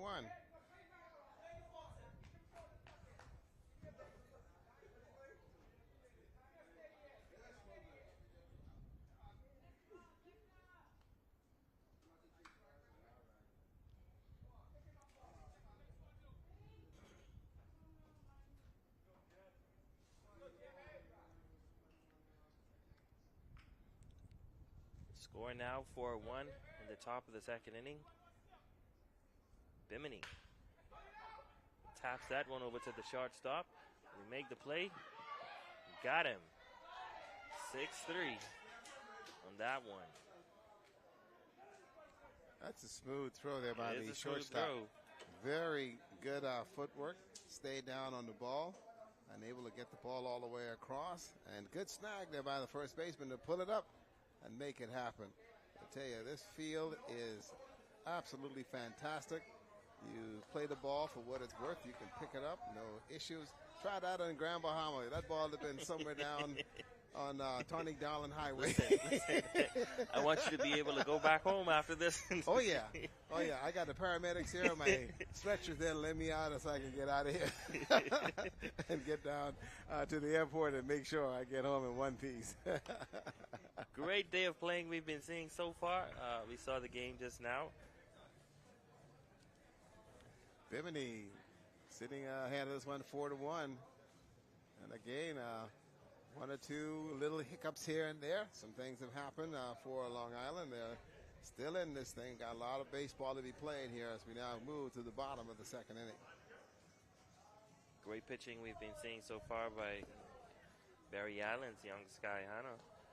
Just putting the ball into play and letting his team work. He's been able to hold them at just one run, heading into the bottom of the fourth, the bottom of the second. Absolutely fantastic. We asked for a home run. We got two in this one. Two in the park. Didn't go out. But we got two in the park home runs, which is absolutely fantastic for us to see the speed on the bases here as these guys are going to get around 90 feet down each one of them, and 90 feet is like nothing for these guys. Young speed, and go from there. They always said in the minors, you cannot teach speed. You either have it or you don't. And we find that our young players here in the Bahamas have got some giddy up, they say. They can run, and as long as they can run, we've seen it now with a number of our ball players that's playing in the system abroad, that they can get to the ball quickly, and that's why they're developing and moving very quickly from a minor perspective to hit the big leagues and join Jazz those very, very soon.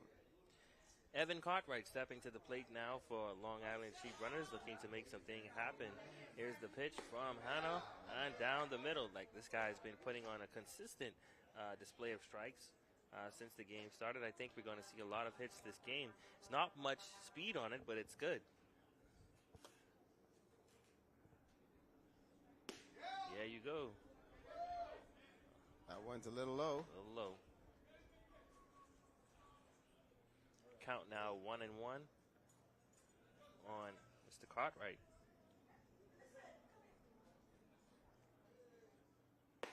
That one is high.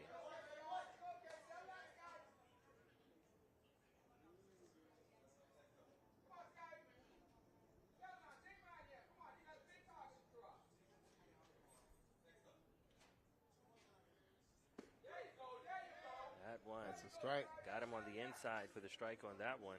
The umpire is having a very good time here calling this one. He has that stylish strike now. He's changed his strike. It's no longer it's one finger. The finger. It's either the point. That one's going to be down. Earlier today, it was a delay before it. Yep. Wait 2 seconds, then there it you goes. go. Now we're just getting that finger. Every umpire has a unique way of calling balls and strikes. Where's the hop? When you used to see the hop back in the day, the No, I don't see that much anymore. That one is high. And Cartwright will head over to first base. Hannah's first walk of the game. Not too happy with that either. His facial expression said it all. And peek over there, see what's happening over at first base. Threat to run. Aaron Knowles at the box. Miss on the outside there.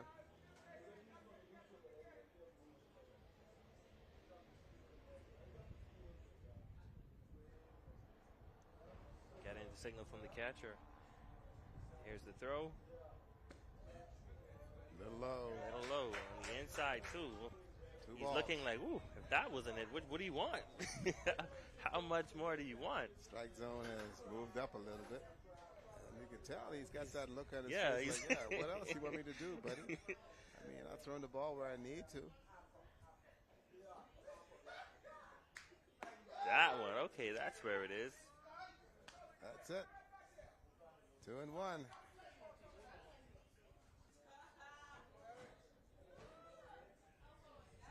That makes him feel a whole lot better. You got that look like, that's what I've been waiting on.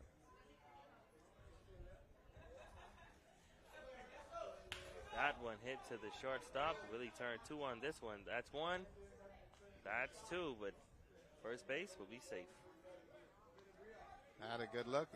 Shortstop took a little long to field that one and flick it over.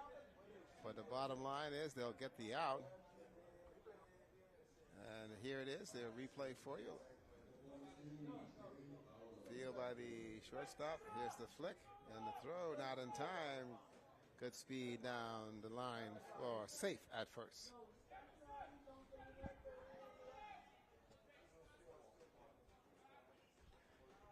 Trey Fowler will now get a first look at Hannah's ball. That one high on the outside.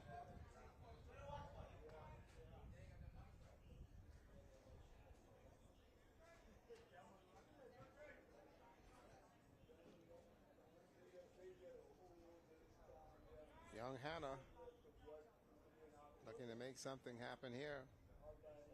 Want to get off the field. 1 out. Yes, sir, on the outside corner. Got that one. That's a strike. Umpire let you know. I like him. I like him where I like him. Yeah, right up there. Put him around the belt somewhere. Put him around the belt, and I'll call it.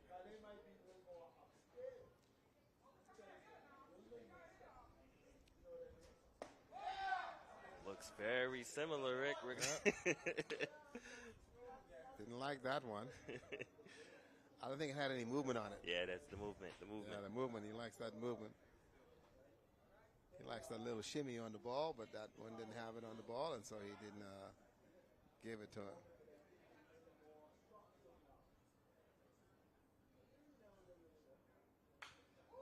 Trey Fowler fouling that one off.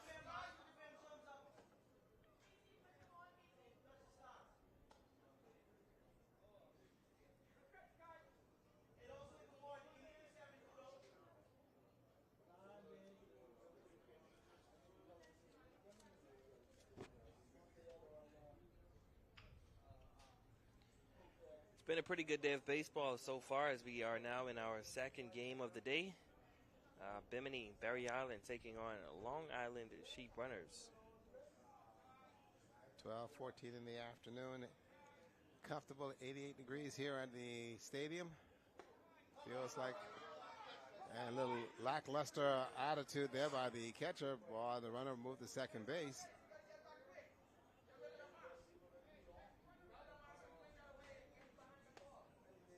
That's on Toyin Garrison behind the plate. Yep. Didn't make much of a hustle. I don't think he even realized that, listen, the runner is going. You got to keep the runner ahead of you. You didn't get the KFC today. Nope. Nope, didn't get it. Did not get it at all.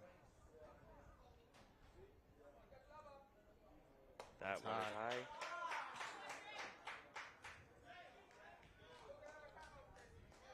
We'll figure it out. You got to remember, Bimini's close to Florida, so Bojangles and churches. You just fly over there, get him a Bojangles, and bring it back and have no problems at all. Quick timeout call here by the coaching staff. I think you want to have a few words here now. oddly enough, we've seen some pretty good pitches, and we've seen the frustration that Hannah's had with being around the plate. I think this is just a little information here to the team. Listen, you guys got to play consistent. It's a 4-1 game. You don't want to do anything crazy.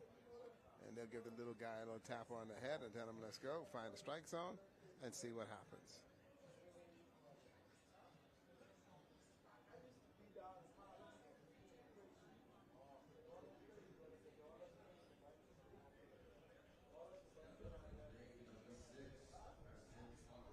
Preston Cartwright at the plate now for Long Island Sheep Runners, looking to bring Mr. Aaron Knowles home on second base. Knowles is like, I'm ready. Let's go.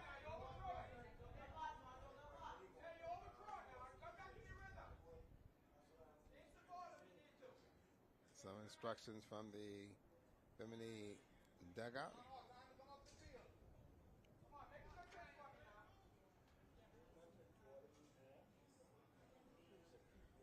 That one is high. He's calling for a ball change. Well, change the ball, and one of the good things is that in the minors, they don't have to check for the substance in the fingers. Because I'd have had all kind of stick 'em. That one has a lot of grip. He held that one a little bit too long. Too tight. And it's in the dirt.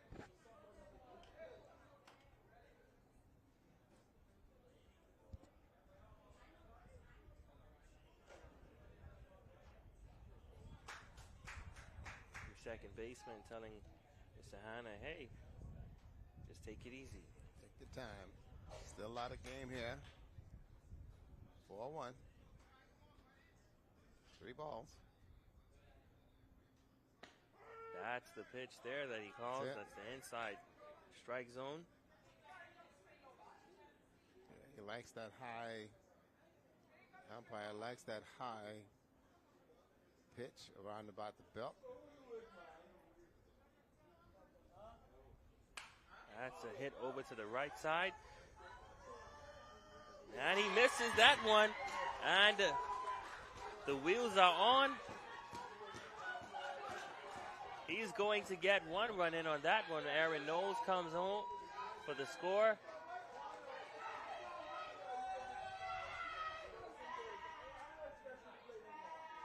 Wow, the right fielder played that one to the side instead of playing it to the front. That one got away. There it is. He's playing it to the side. Again, didn't come back up on it. And thankfully, the ball just dropped, and so he's able to get it in. Should have been 2 runs scoring that one. A little bit too late on that one. Underestimated it a little bit. Right field is a difficult place to play. That one hit over to the second baseman. That's Mr. Fox. And they get a run score. Just like that. Long Island making a statement here. Making a statement.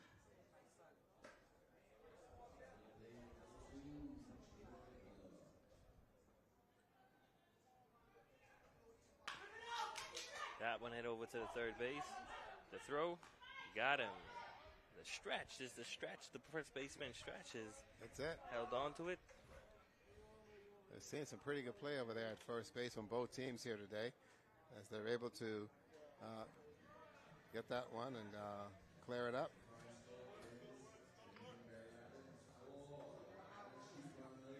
There's the hit. Over to the third base. Field. The throw. Got him on that. There you go. Made sure to stay on the bag and got the out. As we head into the break, the score now 4-3. Bimini up by 1. Heading into the top of the third inning. We'll be back with more baseball.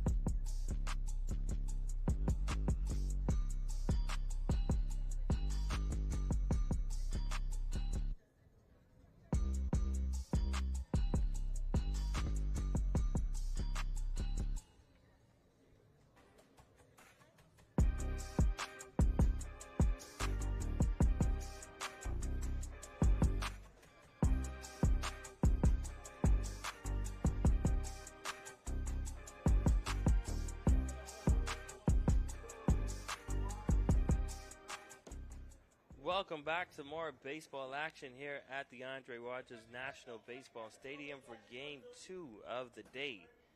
What we have here now is Bimini taking on Long Island. Bimini up by 1 as we now in the top of the third inning. The score 4-3 in the batter's box for Bimini. That's your first baseman, eh? We have Tyler Kemp, first baseman.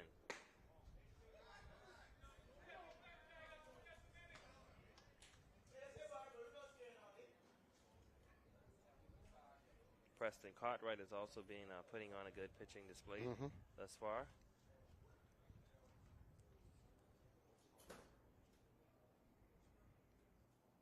Giving the guys from Bimini something to hit and put the ball in play.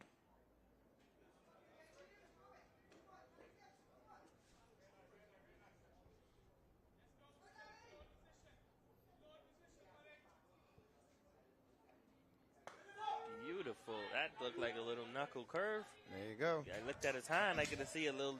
Yeah, a little flick there. There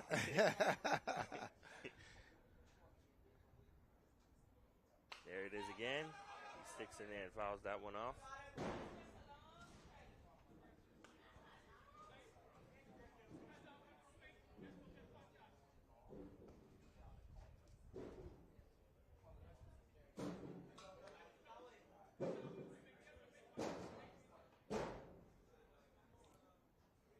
There's a good look at the pitcher.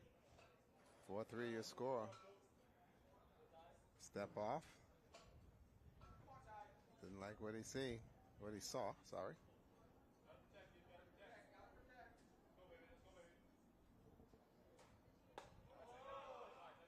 That's a high pitch, and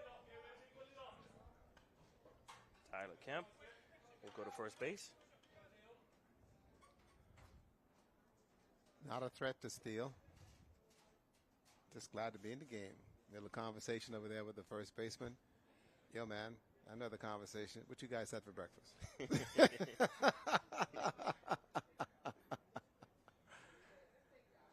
Terrell Outen swinging and a miss for Bimini. Looking to make some things happen. Boy, he was trying to connect that one for right field.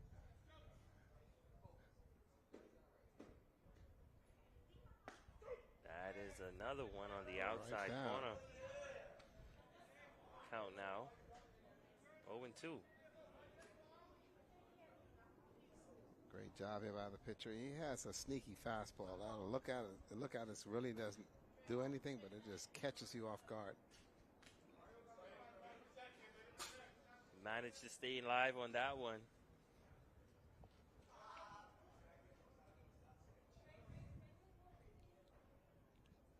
Terrell Outen not giving up so easily. Count now 1-2. Preston Cartwright looking over to first. The wind up and the pitch. And the runner's gone. He's going to get second base on that one. Swing and a miss for the out.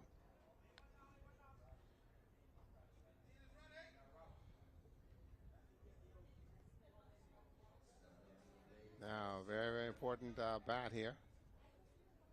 It's only a one-run game at 4-3. Top of the third.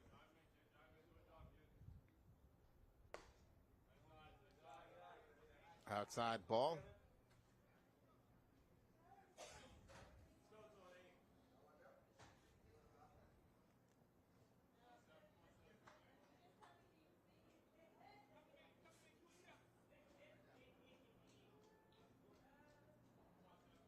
Keeping an eye on that runner. That went off the face mask of the catcher. Got a little bit of that one. One thing we can tell you for sure, these guys are taking their cuts. Definitely. They are swinging, and they're swinging for the fence. This is Antoine Garrison at the plate for Bimini and Berry Islands. He had a run scored in the first inning of the game.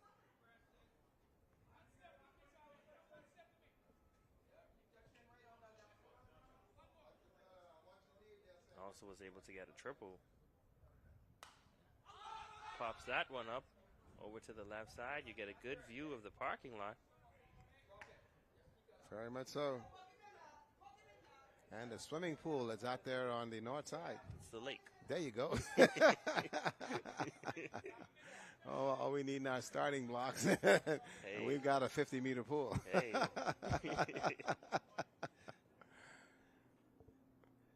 Preston Cott right now looking to get this batter back in the dugout. Let's see what happens. Beautiful curveball. Caught him swinging.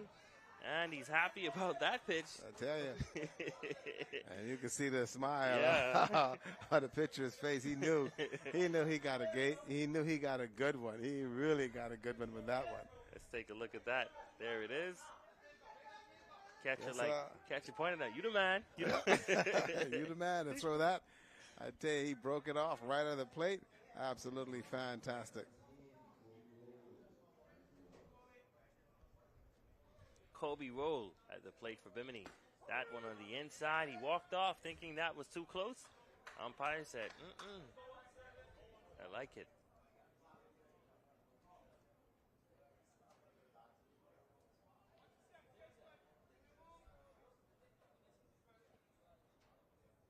Cartwright again with the pitch.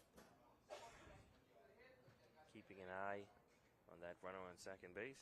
Yep, not comfortable there. Don't want to make a mistake here at this juncture in the game. That's Tyler Kemp over there on second base. Fouled that one off. He likes that high ball. Well, he has the size. If he gets under it, he can put it out of here. There you go. Push that over to the right side. He's got some room.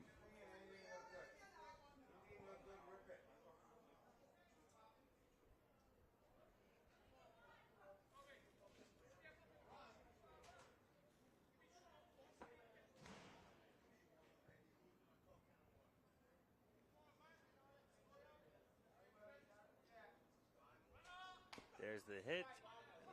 Foul ball. That was a beautiful pitch. I felt it in the back here. Yeah. He's going to get all over this one. Nope. Just on Fouled top that of one it. off. Just on top of it and hit it right down and dead ball right there at the plate. Little conversation with the coaches over there to the pitcher.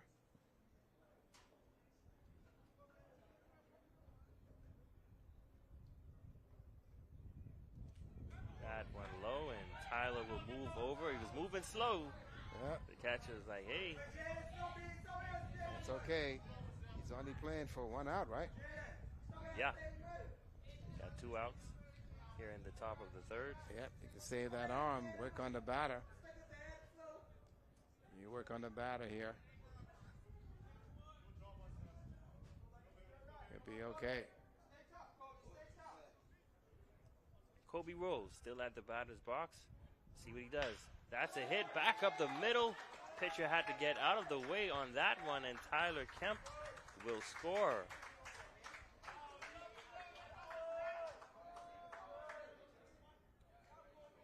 Five, 3.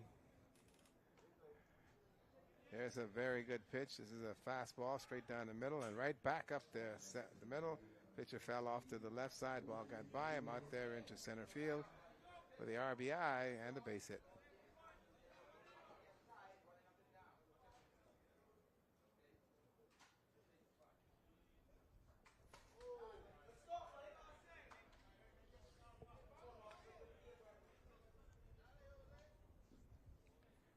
This is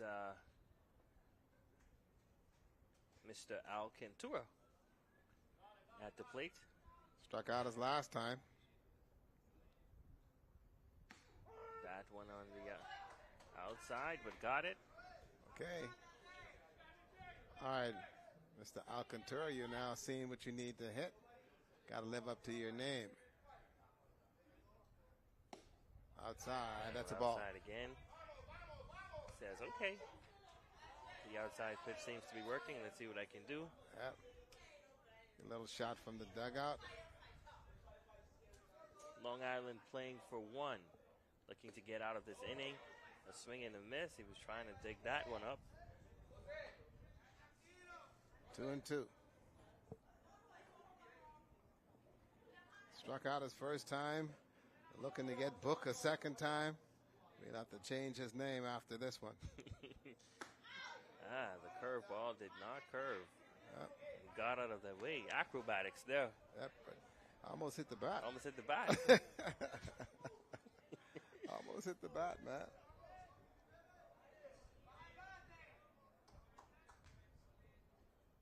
Three-two to count.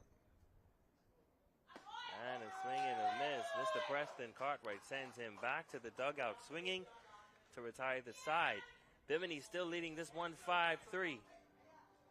As we head in to the bottom of the third inning.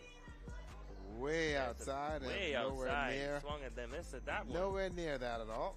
5-3 your score. We're getting quickly through this one, and we're now 2.5 down, almost 3. Bimini getting on the defense, and Long Island coming to the plate.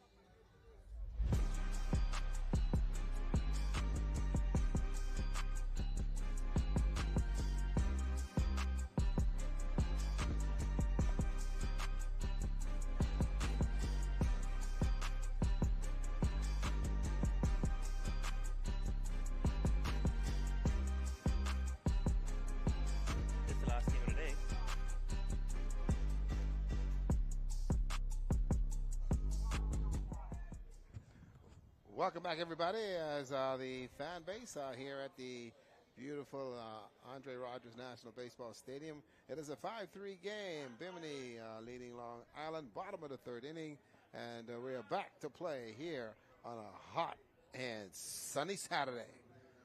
It is absolutely hot, and even hotter behind the mound, where we're seeing all the action from. You asking?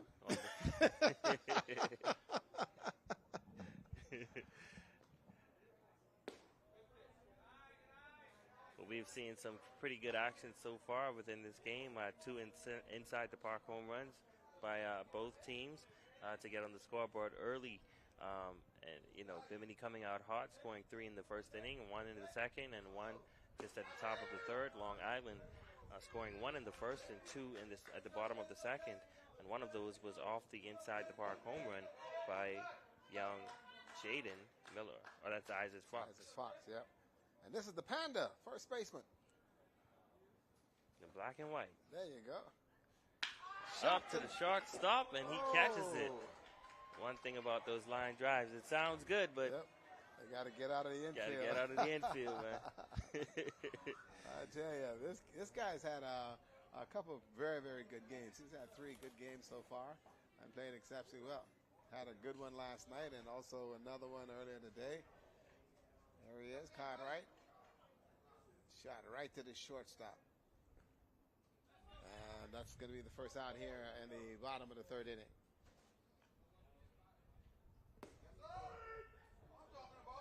That's a strike.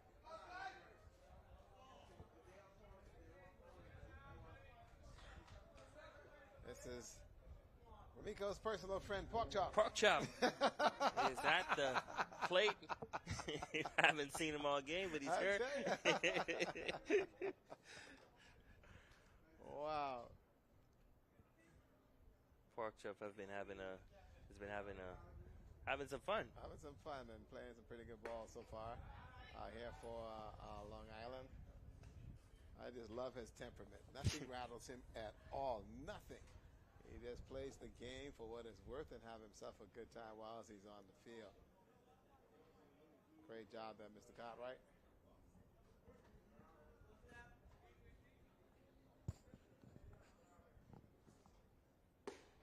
That's another one. That one in. Mr. Hanna feeling something at this juncture here in the 3rd. He reared back on that one, threw a straight fastball.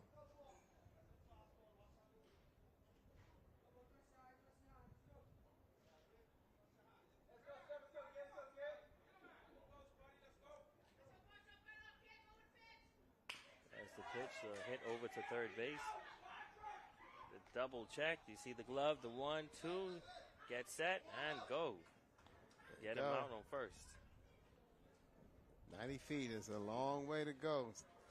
Unlike softball at 60 feet, at 90 feet, that extra 30 feet makes you think twice about going down the line. So you've got 2 outs here in the bottom of the 3rd.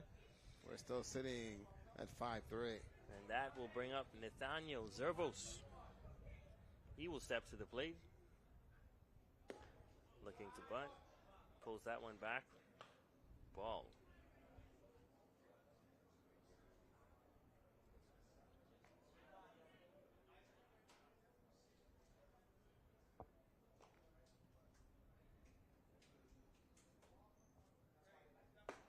Swing and a miss. He went after that high one. It's over the plate, but it went to that high one underneath it. And nowhere near it at all. Trying to jack that one out of the park, but nothing happening there.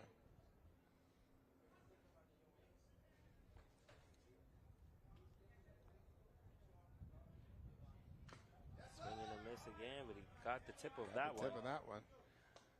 It's going to be a strike.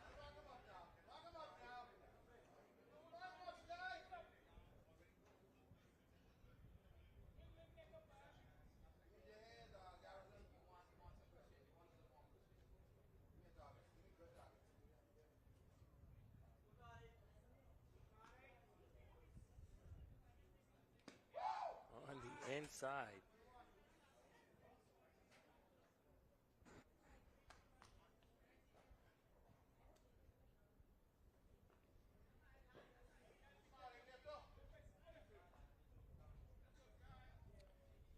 Three-two.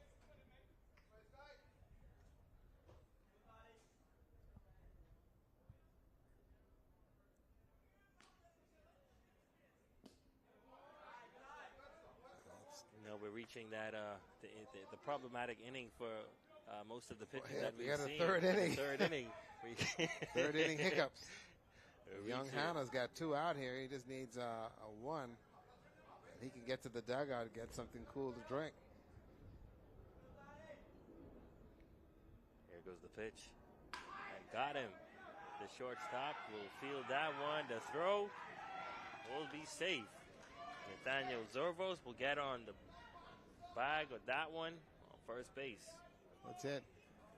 Shortstop allowed the ball to play him rather than he play the ball, backed up on it, and that gave young Nervos a chance to get down the line. Here's the play for you. Here's the replay.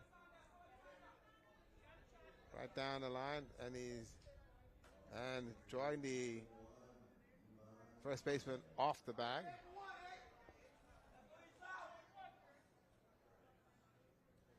Evan Cartwright looking to bring Mr. Zervos a little closer to scoring position, or perhaps get him around the bases. 1 ball, 2 outs, runner on first base. And Nick is a threat to run. That one is high.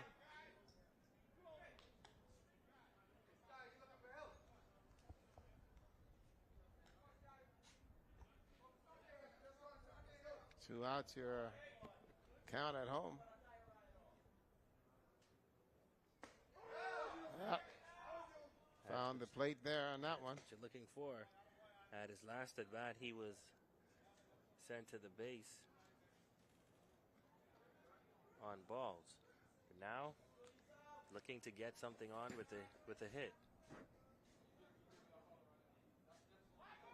Runner is gone. Taking off. He almost got him. And umpire says he got him. Wow. Oh, Great that's play there. incredible. It looked like it got him on his actual cleat. Great play there. Got him Let's on take the- a got look him at on the that foot. one.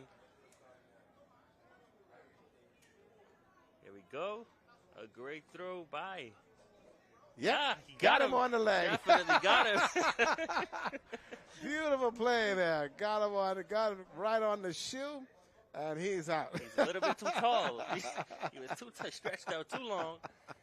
That's it. He stretched out too long. Oh, I was boy, able to tag the shoe. If he was small like Hannah, he was in. He was getting there. He was going to get 5-3 your score. Bimini with 3 hits and committed 2 errors, and Long Island with 2 hits and also 4 errors thus far in this one. And now we get to the crucial part of the ball game where you get into where the mistakes become costly. Cannot afford that to happen now, as you in turn now move to the 4th inning. It's still anybody's game at this point. 5-3. Anything can happen. And so both teams are still very much in this.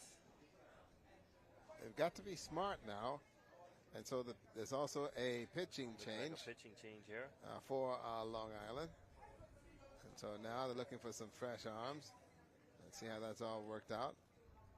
But boy, again, also the temperature here at the stadium has also been a factor. That the players are also a little bit heated, and so want to get 1 or 2 fresh arms in place. The importance of this game for Long Island, in order to ensure that they're able to get this one underneath their belt, so they can get an opportunity to take a little break. If you play again from the losers bracket, come tomorrow, you'll be on the field for a duration that's going to be kind of interesting. Listen, out there is H-O-T, hot. Yeah, we can tell from the shot here because you can see the heat rising. The heat rising off the from the turf. That's it. That's it. You know, I watch, you sit home and you watch college football, and you watch these guys play, and you see the shots of the cameras and the heat rising off that artificial turf. That's what artificial turf does. No maintenance, very little maintenance, but in the long run, you have yourself some situations that's going to be a little bit much to be desired. So you have here a very good setup. 5-3. Game going by pretty quickly now in the top of the 4th inning. Now the question is, does this change create a situation here as you now have the pitcher coming up and seeing if you can get something going? And so the changes are going to be made. The wind is blowing from the southeast, so which means it's blowing into the stadium, which means that we're going to be having some pretty good temperatures for the next couple of days, which should be interesting to see how the athletes will fare playing on the turf here, the artificial turf here at the Andre Rogers National Stadium. Lots of Gatorade and Kentucky Fried Chicken. There you go. How to make it happen. And a spicy Thai, please. I just love it, man. I'm sorry. Ladies and gentlemen, I do apologize. I'm having a lot of fun and watching our ball players and watching much of what is transacted over the past couple of days here in New Providence and seeing our young people and those guys really enjoy our life. We celebrate 50 years of independence. Yes, we've come a long way, Bahamas, compared to where we were and today, and we have much to celebrate, and our future looks exceptionally bright. Absolutely. Happy Independence, Bahamas. There you go.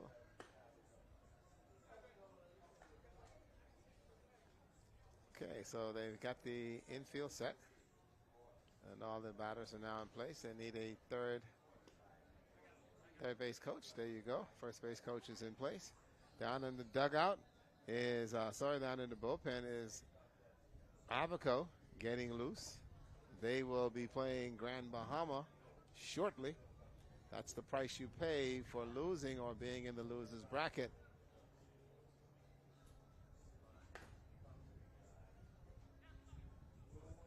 There we go. Ready to play. And this would it be do or die for Grand Bahama? Yep, do or die. And the way that the rules are, basically you have to play everyone in this one, and they call it triple elimination. It's more like just eliminate yourself, because you have now where Grand Bahama is playing the losers bracket. Those guys who have won are moving on, and so taking advantage of it, because of the first game win would be New Providence, who also has a bye today and more than likely a bye tomorrow, so we'll not see any action until about Monday. And if they win Monday, they can make an automatic run to the playoffs, where everybody else is down the line. But Andros also getting a bye today and will not probably play until tomorrow or Monday as well, when Andros will meet New Providence, which will be the battle of the undefeated teams, and then we'll see what happens with that. So much is happening in terms of how this thing is going to pan out. But the bottom line is that the games are for the young men to get as many in as possible. Welcome back to baseball. Here goes the pitching change for Long Island Sheep Runners. That's young Isaac Fox, who's now going to be taking the helm for his team. That's a hit over to the right side. Right fielder making a play on it. It's a foul ball. Young Sky Hanna putting his bat to work.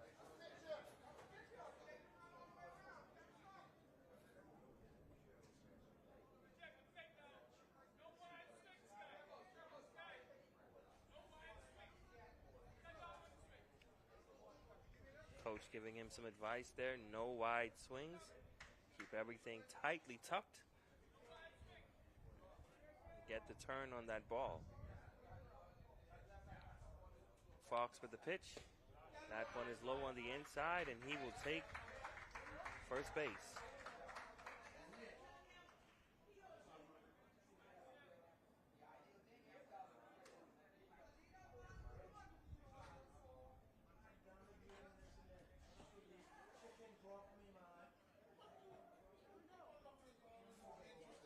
So you got Sky Hanna on first base now, and that will go to the top of the lineup for Bimini and Barry Islands, Caden Walker. Now stepping to the plate.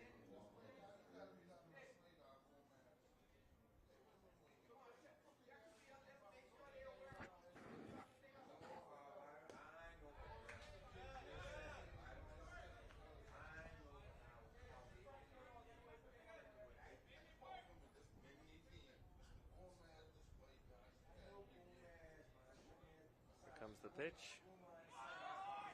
That one gets below him. And Walker. Hanna now will be stopped at second base. And again, the coach is asking for him to come. You know Hanna, he said. Hanna's like, no, sir. I am good. I hit a foul ball, had to run to second base. Now I got to walk and got to run to second base. And now you want me to come to third base, and I got to get back to the mound. We're here in the fourth inning. I got to save a little energy. Well, Beautiful I thought he pitch. was going to swing at that one. Let that one go by.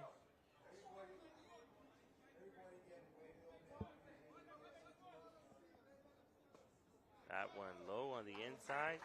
That's Fox's second walk.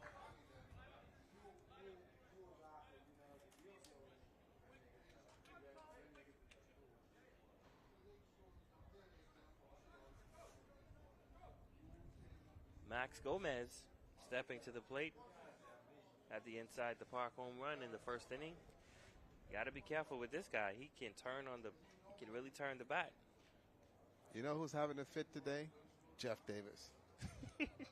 Jeff Davis sits in the Sports Legends chat, and he carries on about Bimini this and Bimini that. He's sitting here watching right now, and he's having himself a ball. Boy, and the wrongest thing in the world is Jeff had stew fish for breakfast. So that means that he's going to be in this chat all day talking about Bimini. It's his home. Oh, boy. Here we go. Let's see what happens here. Max Gomez with 2 runners on base. Let's see what he does. Can he do it again against Fox? Hannah takes the steal. Easily gets in there. Both runners advance.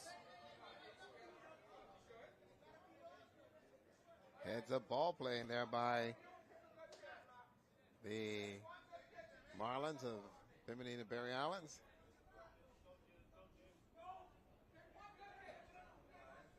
Here's the pitch from Fox. That Outside. one's on the outside.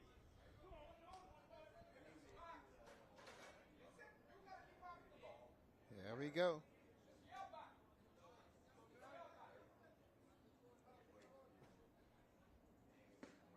That's the one. A beautiful pitch right there from Fox. That's the one, That Max. was the one. That's the one. But I guess he didn't like it.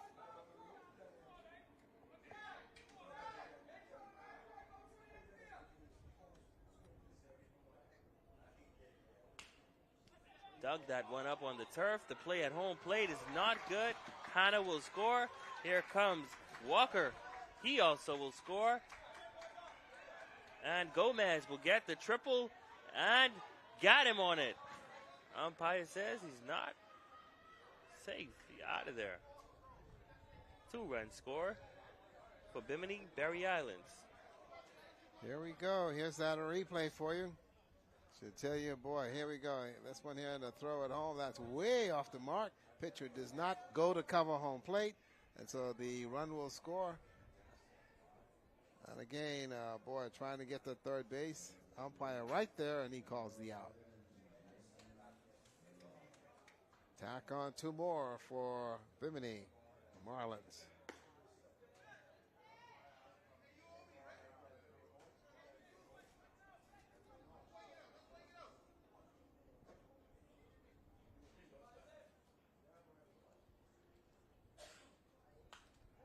So foul ball.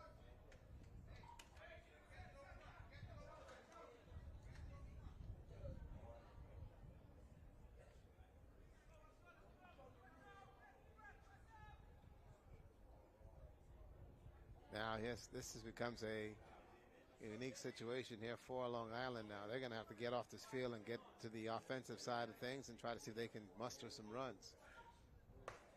That one's high. 7-3.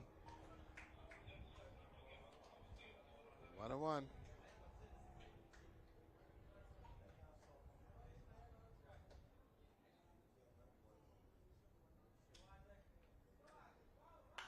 That one's hit Popped high up into in the air. First baseman making a play on it. Wow. Foul ball, umpire says. One hop and it got out of the infield. But definitely a missed play by the first baseman. Foul ball. Oh, yeah, dropped in It field, dropped but infield and then rolled foul. Rolled on the outside. Here's a look at that once again.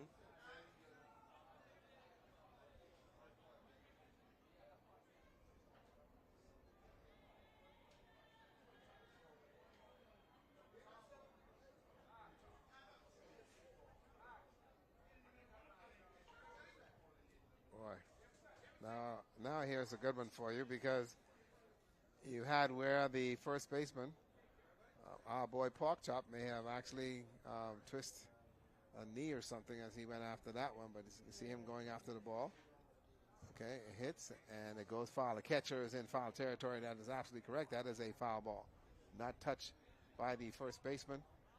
Good call there by the officials. And also they're giving the Bimini batter an opportunity to catch his breath. Because he ran and all the way to second base, sliding in there. And that's why when you play these games in tournament, the team that is the fittest will prevail quite easily as compared to many others that will be fighting in order to get through the process. Absolutely a wonderful experience. Let's see what happens here.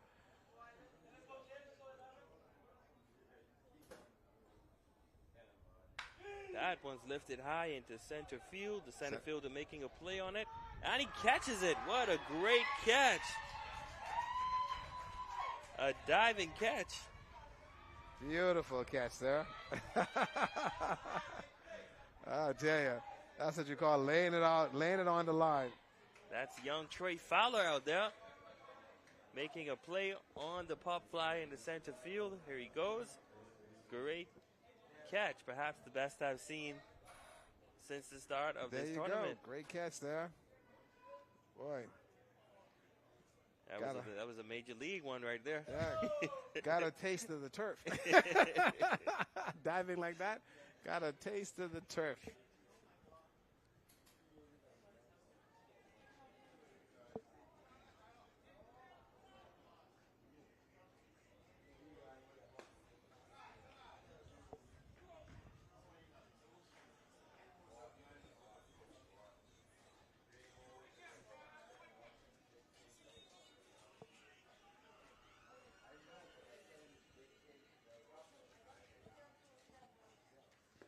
That one is low.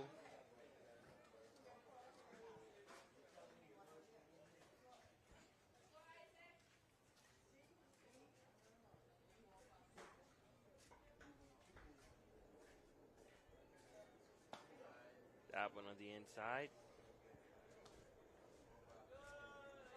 And Mr. Tyler Kemp will go back. Yep. That's 3 walks for him, right? 3 walks. Yep. That's 3 walks. He's been having a good time and getting these free passes to the base.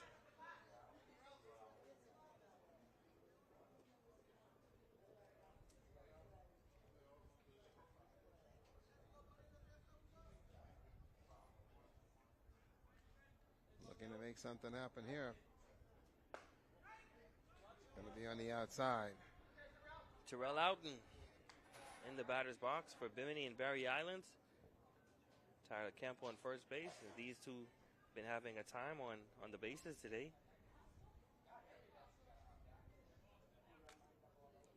Kemp was able to score a run. Took his head out. Didn't see anything there.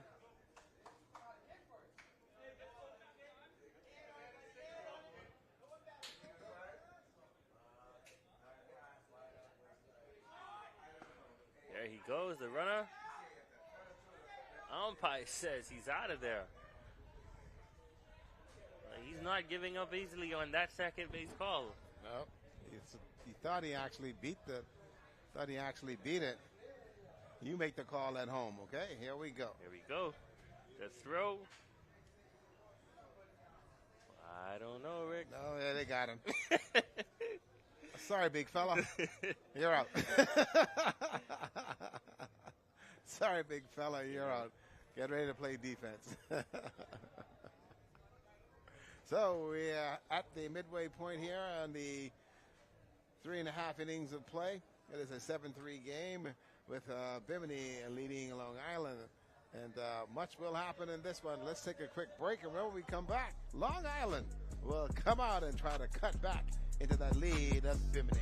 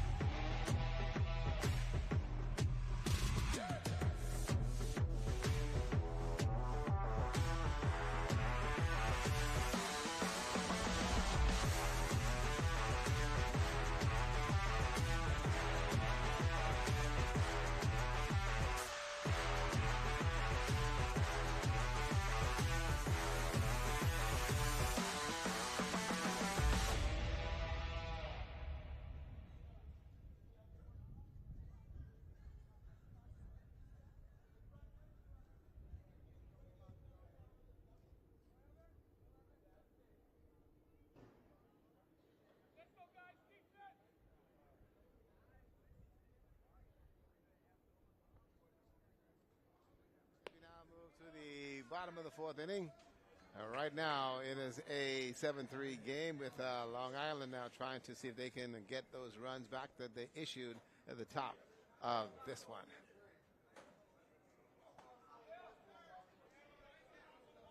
1-1 your count.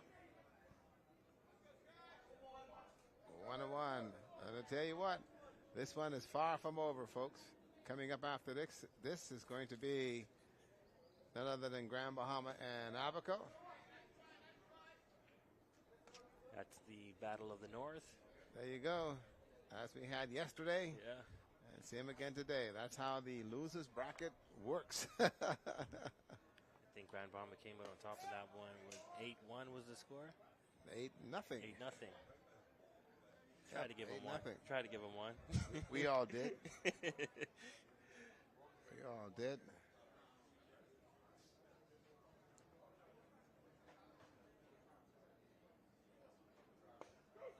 Have one on the outside. Got the corner. Strike.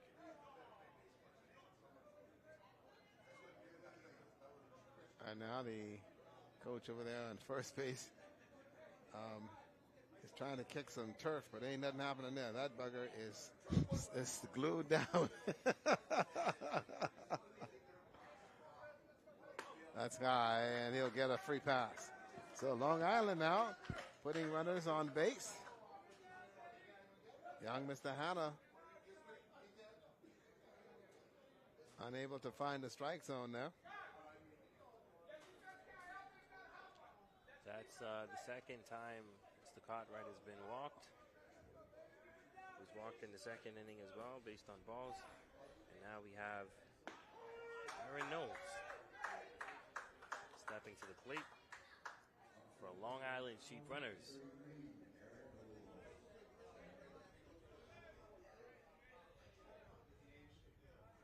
He got on first in the second inning. Outside. Fielder's choice. And he likes to crowd the plate. And then this is the second time that he's actually crowded the plate and loves to stay up there under the plate and crowd it.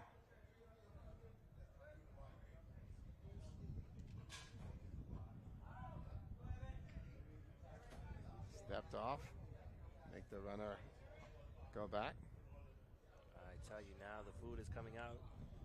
It's the barbecue is here. There you go. I've got to find out how this thing works, though. The medical team eats before everybody? Yeah. That's true, yeah. In case I have an issue, they need to be ready. Most definitely. In case I have an issue, they need to be ready. Way to go. Making sure that our people are taking care of all the volunteers that's on the facilities are all being taken care of. And that's fantastic. Great organization.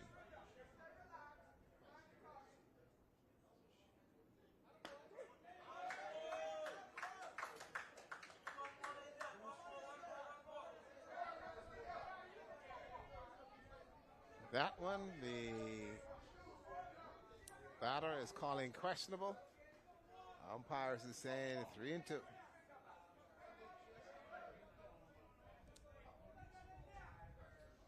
This is what you call a chess match now. You've got a 7-3 game. Here we are in the bottom of the fourth inning, time ticking. Turns two with a bad throw by Hanna. And still gets the tag. I think we got injured player now on the field. I think he may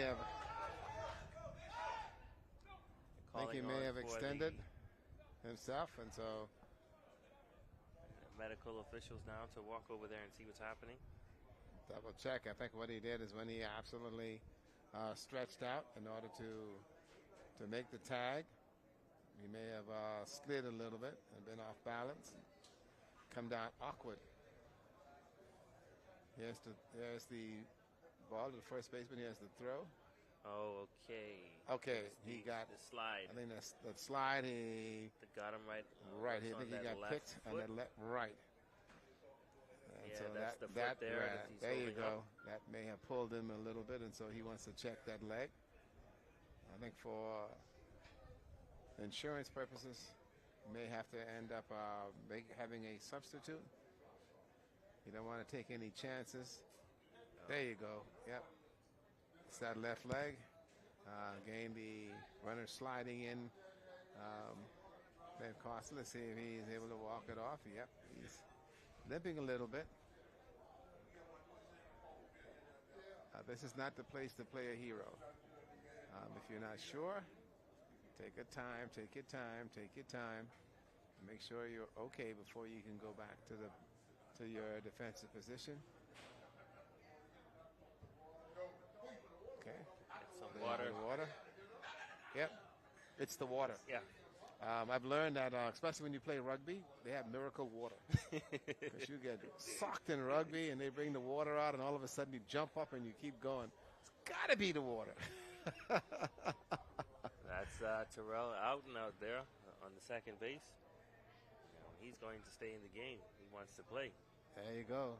Yeah, man. These are the Bahamas games. You just don't want to miss this. This is our games, yes. It's been a long time in coming, and now we have it. And you're playing for your island grouping. And the entire country's watching at the moment. Ain't that Grammy Louise sitting on my Bimini watching? Boy, you better get up off the ground and get back to second base. You better get up. One out. That one lifted from the left outside pocket. Trey Fowler. That's right. Unable to get on base for the day. There we go. Runner on first base. Foul ball. Bottom of the fourth. That one he's turning on. It's high in the air to the left side. Left fielder making a play on it. It stays. That is going to drop. That's it. That's a Fair base hit. ball. That's a double. That's it. That's a base hit. That one dropped in. Maybe he was playing him a little bit too center and could not make the play on that one. Dropped in fair and rolled over, and yeah, just like that. Runners in scoring position for Long Island, 7-3. That's what they need at this point, heading into now in the bottom of the fourth.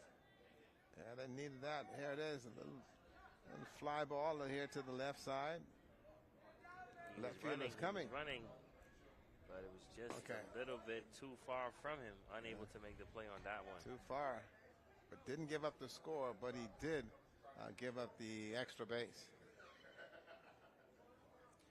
Runners on second and third for Long Island. Sheep runners up to the plate. Preston Cartwright. Pitcher. That's it. Who started the game? Started the game. Good turn on that one. He hits that one up the middle to the second baseman. He fumbles it. The run will score. Cartwright safe on first. Runner from second will advance to third.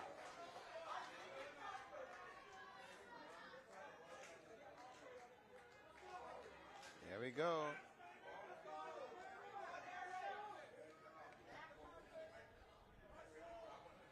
Time going to be called by the Bimini manager.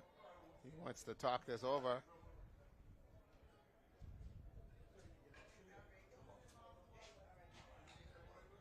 Seven, 4. So there's some concern over there in that Bimini dugout. And some elation over there in the Long Island dugout. As they're getting ready to run up those numbers, and they've got runners in scoring position. They get a run, and they get a chance here to pick up another run and make it a one-point game again. And remember now that they are the home team here in the bottom of the fourth. So a game we're talking about, it's a chess match. They're back at the top of their lineup, so they can make some things happen here. With Isaac Fox coming up now. And he can run, and he can hit. The pitch. Hits it. One drop over the pitcher's head. The second baseman tries to make a play on it, but he just fumbles it. Maybe, I think it's the turf. Maybe the bounce. The ball came up. It came up quicker than he expected it. Could not get his glove to turn on it. That's it. Instead of feeling it palm open, he had it palm up. and thereby he couldn't snag it. It's trouble. Isaac Fox at the plate. That one is outside. Hannah still in this game.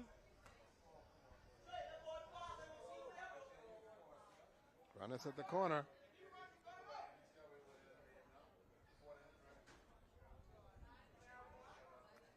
One out. One on the inside.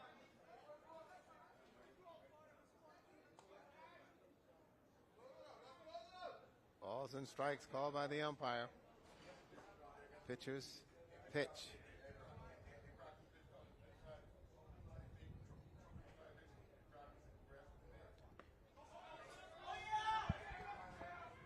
Run will score on a wild pitch by Mr. Hanna.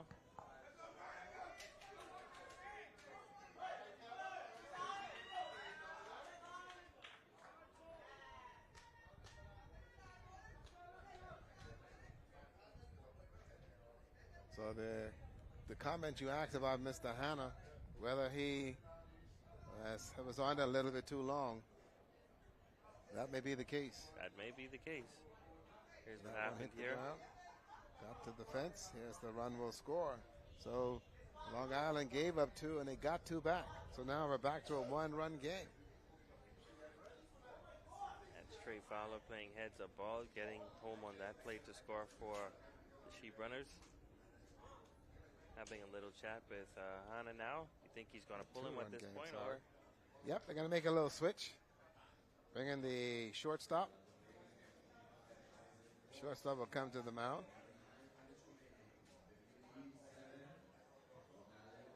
It's just that to make sure that he takes off that jewelry.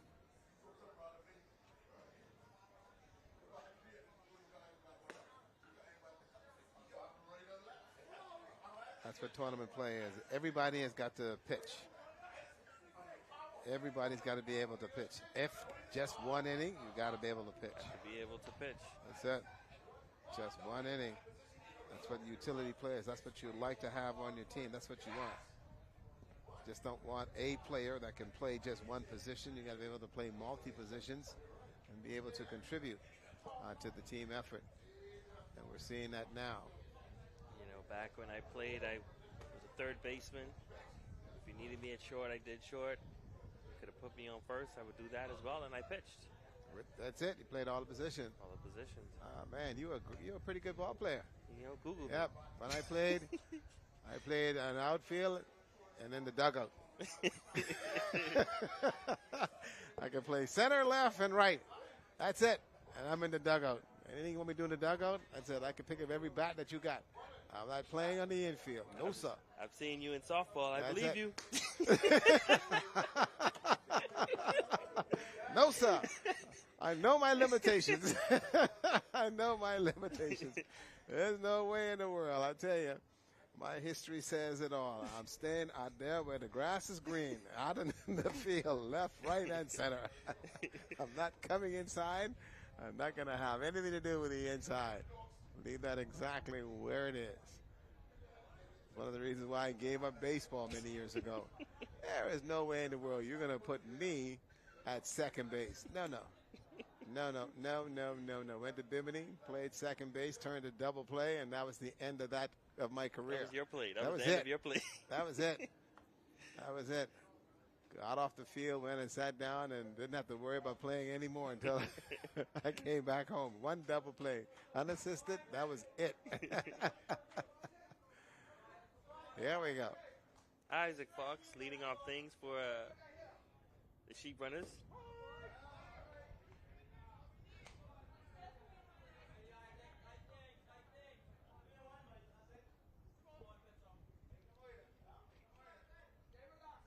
Still one out here.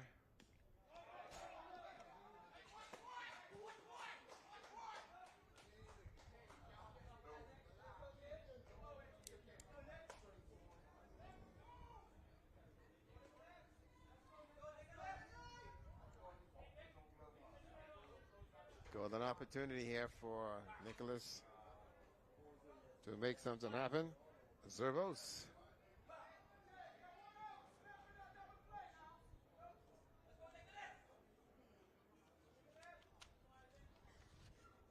Runners at the corner.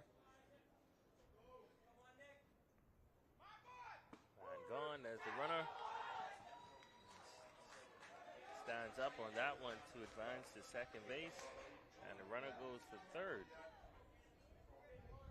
Well, I tell you, Long Island, don't count them out just yet. That's it. Don't count them out Not just yet. They're making some plays happen here. Yeah, Nick finds a gap here. We got ourselves a tie game. Here at the bottom of the fourth. Here comes the pitch. Oh, there's a swing and a miss. That one had a little bit of gas on it, a little pop there. You know, now there's the change of pitching pace they were dealing with. Hana was a little, not too much of a fastball, but a nice fastball. But now you have here the pitching change, and he has a little bit of speed behind him.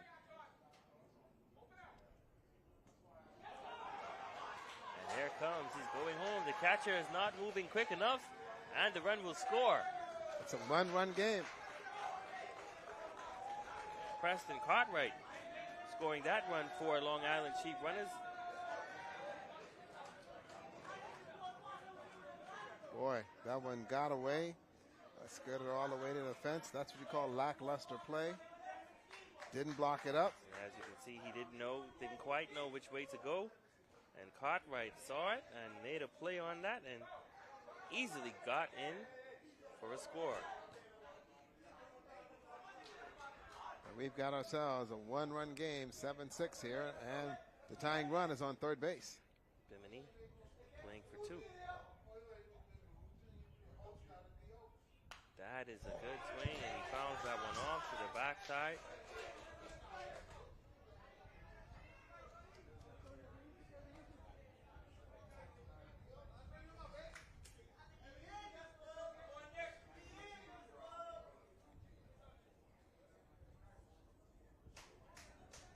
Little conversation there by the first base coach. Long Island is right back in this thing, and the bench is awake now. You can hear them talking. They're alive and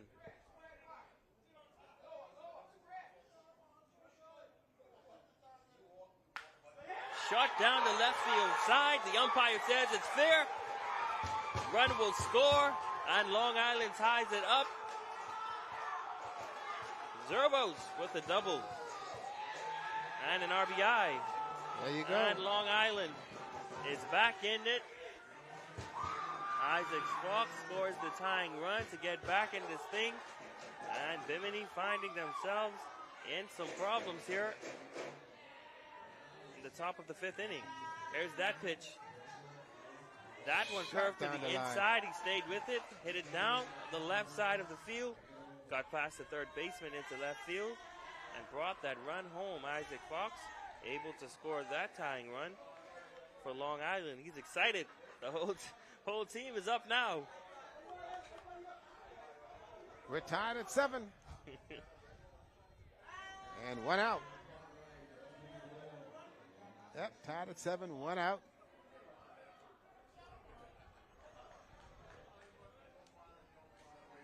And Mr. Cartwright will step in. First baseman here for Long Island.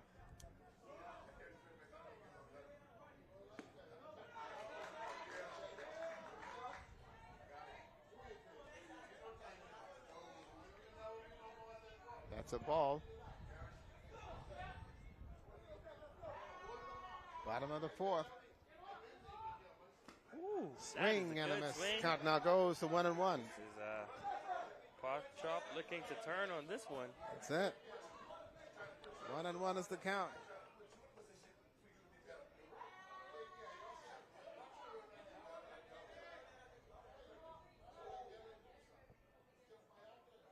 That one in the inside.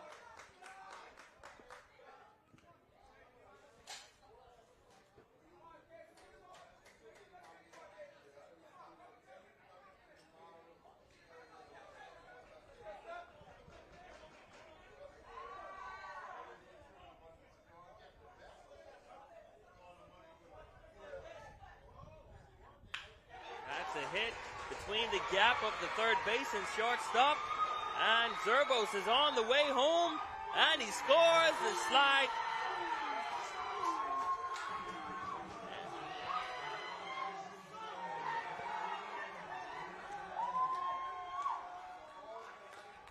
the whole team comes out 2-run score. to welcome him. Long Island takes the lead of this game here in the top of the 5th inning. That's a mental lapse there by Bimini, as they didn't understand what was going on, and they allowed the 2 runs to score. Watch this play. Turned on that one, got it past the second between the gap of third and shortstop. Zervo saw that it was going outfield and did not hesitate to turn on the third. Kept running. He's running. And he will score. That's 1 run. Now, watch the next play. Watch the catcher. He's got the ball, and he doesn't do anything with it. The next run came in. And the 2 runs will score. Now 9-7 to score. With 1 out. 1 out. So the 2-run score on that play. Mental lapse there. Bimini thought that they just need just the 1 run and the game would have been over. But again, remember now, you're playing on time. And so that's the umpires let you know you got to keep playing. So Bimini let down their guard, and 2 runs will score. And for that, Long Island has jumped up on a 2-run advantage here in the bottom of the 4th inning. That's why they call it tournament play. It's not over until that one hit out into the outfield, and it drops over the left fielder's head. Now, okay, Long Island bats coming alive now. They're rallying now. Yes. With the lead in this game. That's it. They're not running behind sheep. They're running bases here. Running nothing but bases here at the Andre Rogers Baseball Stadium. Wow, watch this. Up in the air off the end of the bat. It will drop in. It's the bounce. That's it. You got to play for the bounce. You got to play for the bounce. That one over the head. And just like that, runners at first and second with only 1 out here in the bottom of the 4th inning. That one low in the dirt.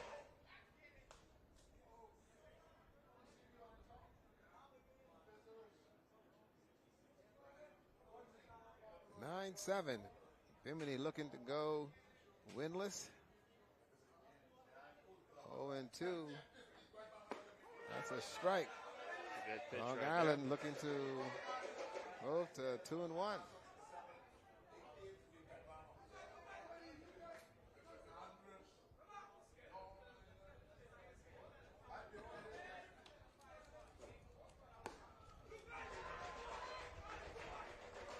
Good eyes there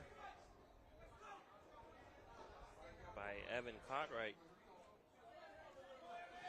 Up to the plate.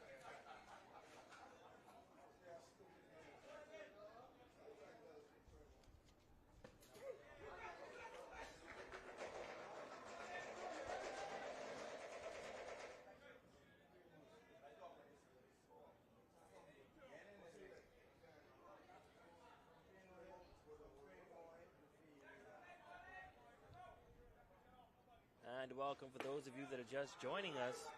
We've seen some pretty good hits coming in from Long Island, who made their way right back in this thing in the bottom of the 4th inning, scoring 6 runs against Bimini on some amazing hits by their team. They're now up in this thing. The score 9-7 in favor of the Sheep runners, who are no longer chasing sheep. Nope, they're running bases here at the Andre Rogers National Baseball Stadium and hitting fastballs like crazy into the outfield.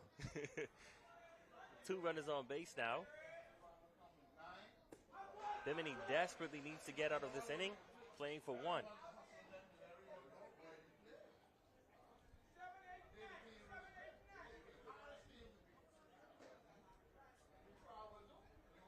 Young Aaron Knowles in the batter's box for Long Island. That's a strike against him. Take a look at the umpire. They're going to call in a pinch runner for second base runner.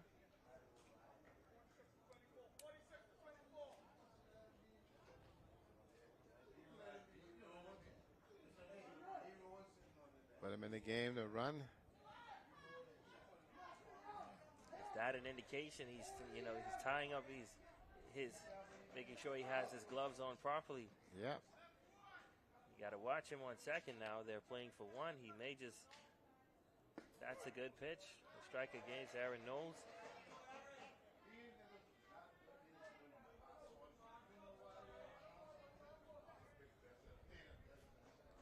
That's 2 on him now.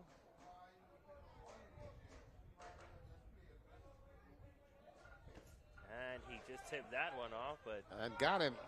got him on the swing. That will retire the side. We've seen an amazing comeback by Long Island here at the bottom of the 4th inning. And I think the umpire just called the game. That's going to do it. Long Island Chief Runners coming out on top over Bimini 9-7, rallying in the bottom of the 4th to take this game home 9-7. Amazing comeback, Rick. I tell you, and also keep in mind, folks, that Long Island now moves to 2-1 in the tournament.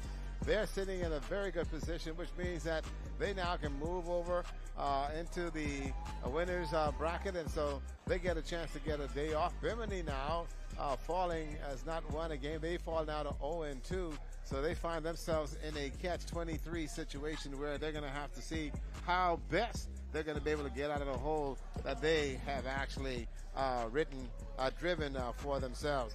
What a great game. Preston Cartwright, who got the win, and so he's making sure that he's able to secure a pretty good spot there, and he got the win. The loss here, starter, and this one from Bimini, who had a very, very good game. With little Sky Hanna, they pulled him, and then Bimini had its issues, but it's Long Island whose bats simply came alive here in the 4th inning and just continually just kept pounding away, making it happen. It has now been, having a very, very good game here. As boy, let me see it. And Wamiko knows getting ready now to go and grab the coach for this one. Long Island 2-1, Bimini 0-2 so far in the tournament. Coming up next, Grand Bahama and Abaco. One of the games he had yesterday from the Lewis's bracket, and all the games they'll have to play here. There's Bimini, who is simply devastated, thought they would have had a good run. There is the team from Long Island. Yes, the Sheep Runners. They're looking very, very good and looking to make sure that they can continue their run in order to get into the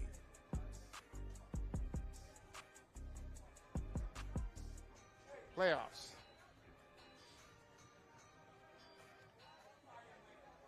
Been a great game.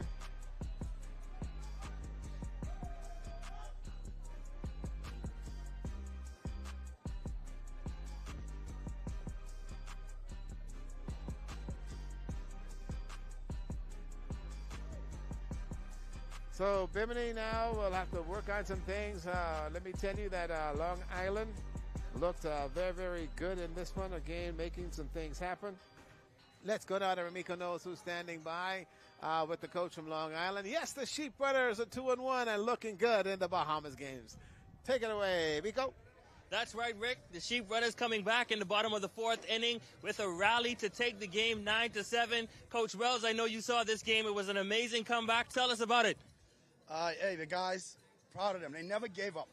We never gave up. Fell down 7-3 there in that last inning. We know we had to score around, at least 4 to tie, 5 to take the lead, and that's what they spoke about in the dugout. And they each to a man say, "Let's go get it," and we did.